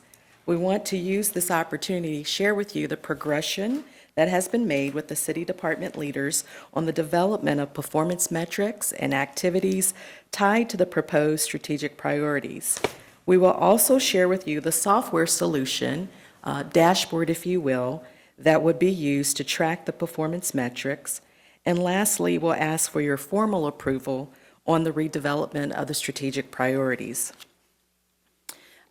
As Mayor Cobb had shared with you, you may recall on last year, you actually hosted 2 retreats, one in the springtime, whereby we had a guest facilitator, and we collaborated with the Weldon Cooper Center for Public Service for the Virginia Institute of Government to provide a facilitator to review some of the following: orienting council on local government authority and your roles and responsibilities, and those of the appointed officials in order to be efficient and effective as an elected body. Enhance awareness and shared understanding of council members' communication and behavioral styles, and leveraging that information and knowledge as a cohesive team. Governing as a highly effective team. And last but certainly not least, redefining and develop City Council strategic priorities focused on measurable future outcomes to provide guidance to the city's leadership. Each of you were interviewed by the facilitator to understand what your desired outcomes were for the retreat and opportunities that you saw. A tremendous amount of progress was made at both retreats, and you were able to provide guidance to administration. The consultant did an outstanding job based on your feedback of helping guide you in both the spring and the fall session to refining the city's strategic priorities. During the retreat, City Council was able to work through the organizational goals and build out strategic priorities and desired outcomes. Based on the work conducted by City Council, City Administration has synthesized that information provided, defined the strategic goals, created objectives, engaged with the city directors to develop activities for each strategic goal, and determine how best, if you will, to track the performance. The current 2025-2026 strategic priorities are listed on the screen here, and these were adopted in 2023. We have had these priorities for the last few years, and in 2023, Council adopted the Star City Strong Strategic Plan for the fiscal year 23-24. This plan served as a roadmap for achieving a safe, caring, and economically vibrant community. It identified 7 key strategic areas: community safety, economy, education, good government, human services, infrastructure, and livability. The strategic plan emphasized equity, community engagement, well-being, and creativity as guiding principles for action and decision-making while addressing emerging challenges and opportunities. During the retreats hosted by Council on last year, Council looked again to refine the strategic priorities. As shared, our guest facilitator helped Council determine that the priorities needed to be reduced and more concise. Another need was clarity on the strategic priorities and the desired prioritization. Council wanted to ensure that the goals were impactful and influenced change within our community, for our residents, and for the organization. As our economy, community, and workforce evolves, it was also important that Council ensure organizational agility while aligning resources with the goals.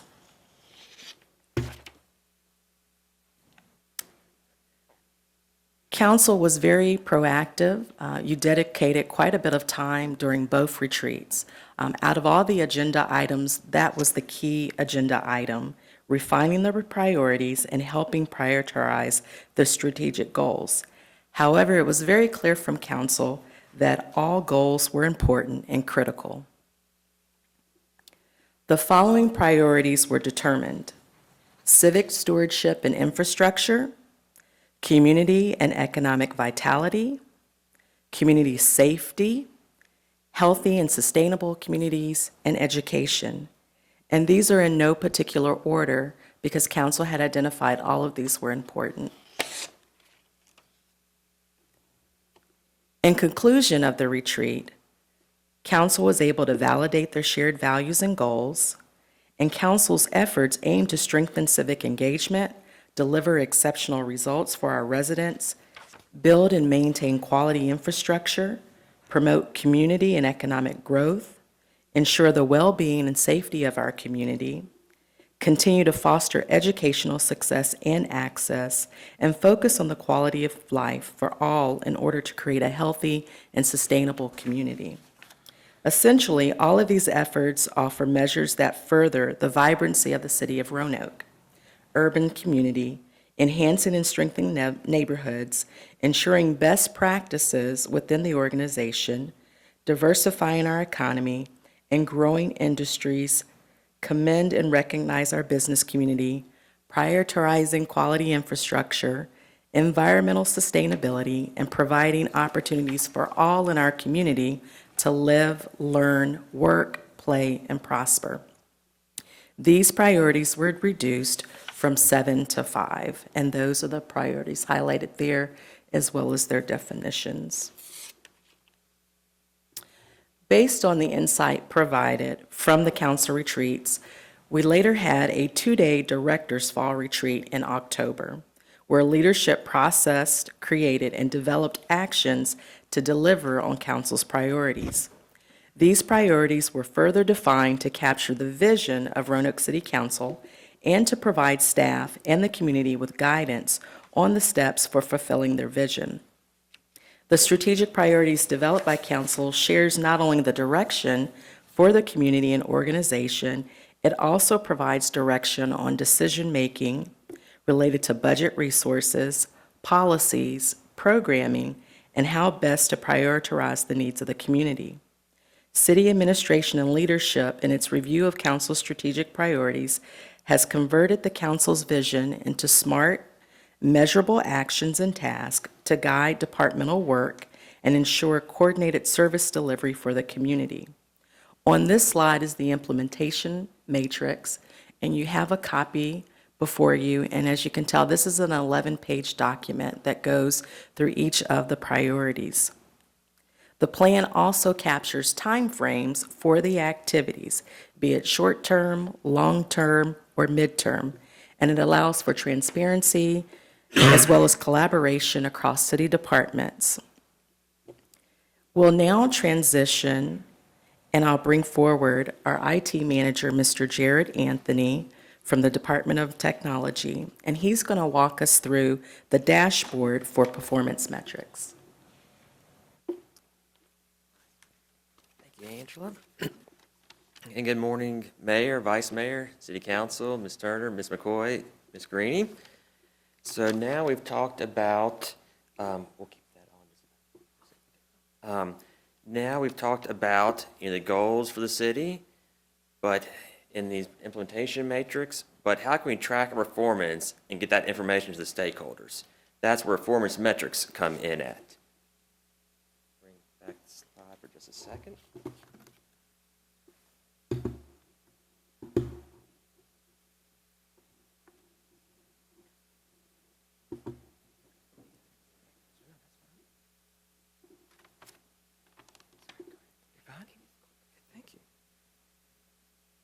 So basically, we want to track what we do and how well we do it.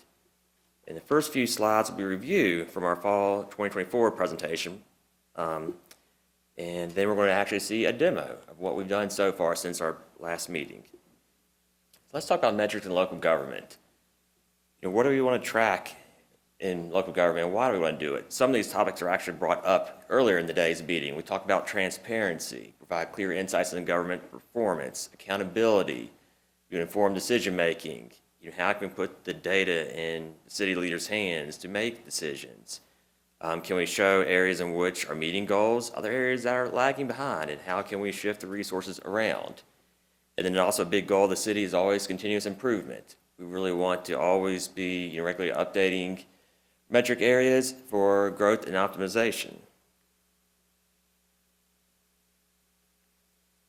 So what are dashboards? You've probably seen them by now, various other localities' websites, and we'll look at ours in a second, but we've got dashboards are digital platforms that display real-time or periodic data, and they're interactive and accessible. We want to make them very user-friendly, and sometimes you can click into more details and customizable. Basically, all localities, a lot of different dashboards, do it their own way that meets their particular needs. In some of the Virginia localities that currently use dashboards, we have found Williamsburg, Alexandria, Fairfax County. I'm sure there are more, but those are some of the ones that we quickly identified. We've met with Tempe, Arizona. Tempe, Arizona has a very robust dashboard, and they've won several awards for them. So we've met with them in the past, and they've given us some tips and tricks. We've also noticed a trend in local governments using more dashboards. For example, what we do in the Department of Technology is we participate in something called Digital Cities programs through an organization called Government Technologies. And each year, this organization produces a list top 10 localities for each size based on how innovative they're using their technology, how well they're using technology, and meeting standards. And so we've noticed that some of the winners in the last couple of years have really been starting to implementing these dashboards. I will have to point out this program has been going on for 24 consecutive years, and to my knowledge, Roanoke City is the only program, the only city that has been top 10 every single year. So that's something, one of many things we have to be proud of in the city. Okay, so we're going to get this data for these dashboards. We've got several different options. We'll really realistically use most of these. We've got our city systems. think of our public safety systems, like our computer-aided dispatch or police record systems. We also have financial data or permit data. Just for an example, just to see if we could do it, we've taken a list of our permits issued by month. You can click on them and actually bring that up on a map. That's just a draft stage, but it's just an example of what we can do with the data that we have at our disposal. We also have census data. Good thing about census data, there's a lot of it. Bad news is sometimes it falls a little bit behind. It's officially only every 10 years, but there are some, like I think it's called ACS, it's a program the government uses to kind of estimate along those ways at certain intervals. We can use that. Social services has their data that they can provide. We also can get data from the schools as well as the water authority. So we've put together a mock dashboard. And just a reminder, this is the draft stage. It's not public yet. But you can see we've already kind of, modeled it after the new strategic areas.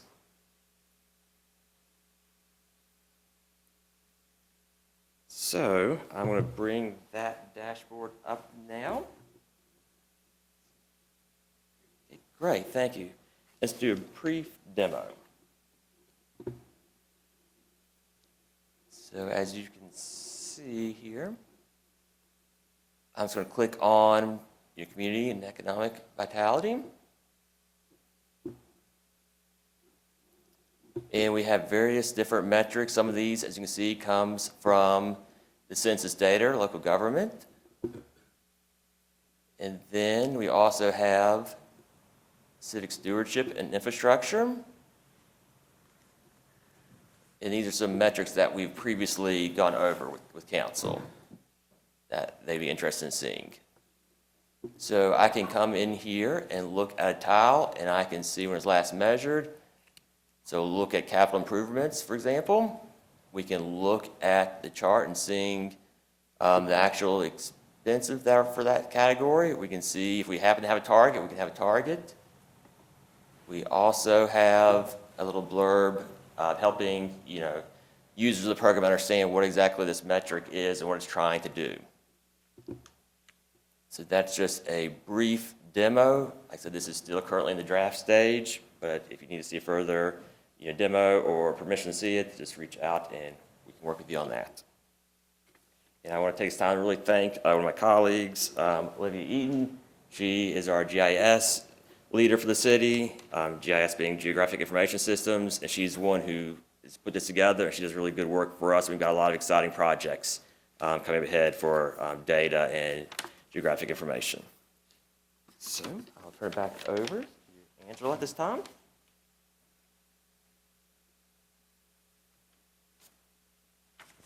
Thank you, Mr. Anthony. And I too wanted to commend the team, the Department of Technology. We've been working on this since last fall after our director's retreat. And Mr. Anthony and Ms. Eaton have been great to work with and really worked in developing this. Also want to thank our city leaders, our department directors who have been tasked with identifying 5 metrics. And for some, that was very challenging. I think Fire had shared with me they have about 34, and how could they possibly get it down to 5? But the intent was something that certainly our community wants to know, that council is interested in understanding. And then there are efforts, once we get through this transition, to also have an internal dashboard. So those metrics are still important, but really trying to be very intentional about what is important to council and what is important to our community. So thank you again to the Department of Technology. So next steps in terms of what we're asking for today, we are asking that council formally approve and adopt the strategic priorities as presented today at their next council meeting on March 16th. We're also asking that that would be effective with the fiscal year 26-27. Actions for us to take as a city leadership would be to incorporate those updating our city, our budget, once those are approved by City Council. So we would make the necessary updates to incorporate those priorities into our budget. We would also move forward with updating the strategic plan and confirm performance metrics in partnership with our department leadership. and then I'll open it up for any questions that you may have or comments. Thank you, Ms. Vernon. Yes, sir. Ms. Powers? I just want to say thank you. I'm excited that I had the opportunity to participate in this. I think it was really good for us all to be able to sit down and think about these strategic priorities.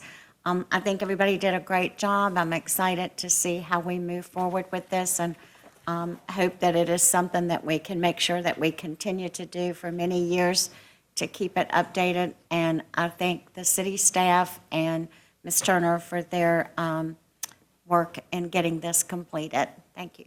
Thank you. Mr. Volleson? It's the morning, so you can't see my excitement. The dashboard did it, right? Yes. I've been talking about the dashboard for quite some time, so I'm very excited to see it now matched up with our strategic plan, and that we've got a mock-up now, and I'm sure we'll have the final version soon. So I wanted to thank Ms. Bohr for her work on that, and also Ms. Olivia back there. I know that from firsthand experience that, dealing with GIS data all day long can sometimes be monotonous. So thank you for your work in getting all the data cleaned up and ready to go for Ezra to use. And, I think this is going to be very important. To be able to use data to make evidence-based decisions is really important to cities. A lot of times we have what we hear, and then numbers are really what help us make the decision. And so I really appreciate the work on this. Others? Okay. Just two quick things. For the dashboard to be online, are we hoping that will coincide with the launch of this strategic That would priority? coincide with the budget. Okay, So July 1. July 1. Okay, great. And then I noticed in looking at the strategic priorities, many of these, as council members look through, are very robust, and others have space for expansion. So please take a look at these, and I would suggest even before we bring these back for adoption, that if you have additional recommendations, to please share those with staff so that we can work to include them in this document. And I know it's a living document. Yes, sir. As these priorities are living priorities. So there's always room for us to be able to adapt these and strengthen them. So, all right, thank you, Ms. Vernon. All right, thank you.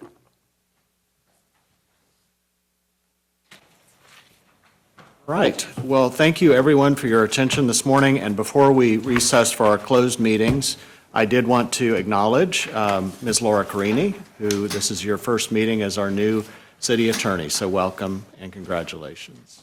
Thank you, Mayor.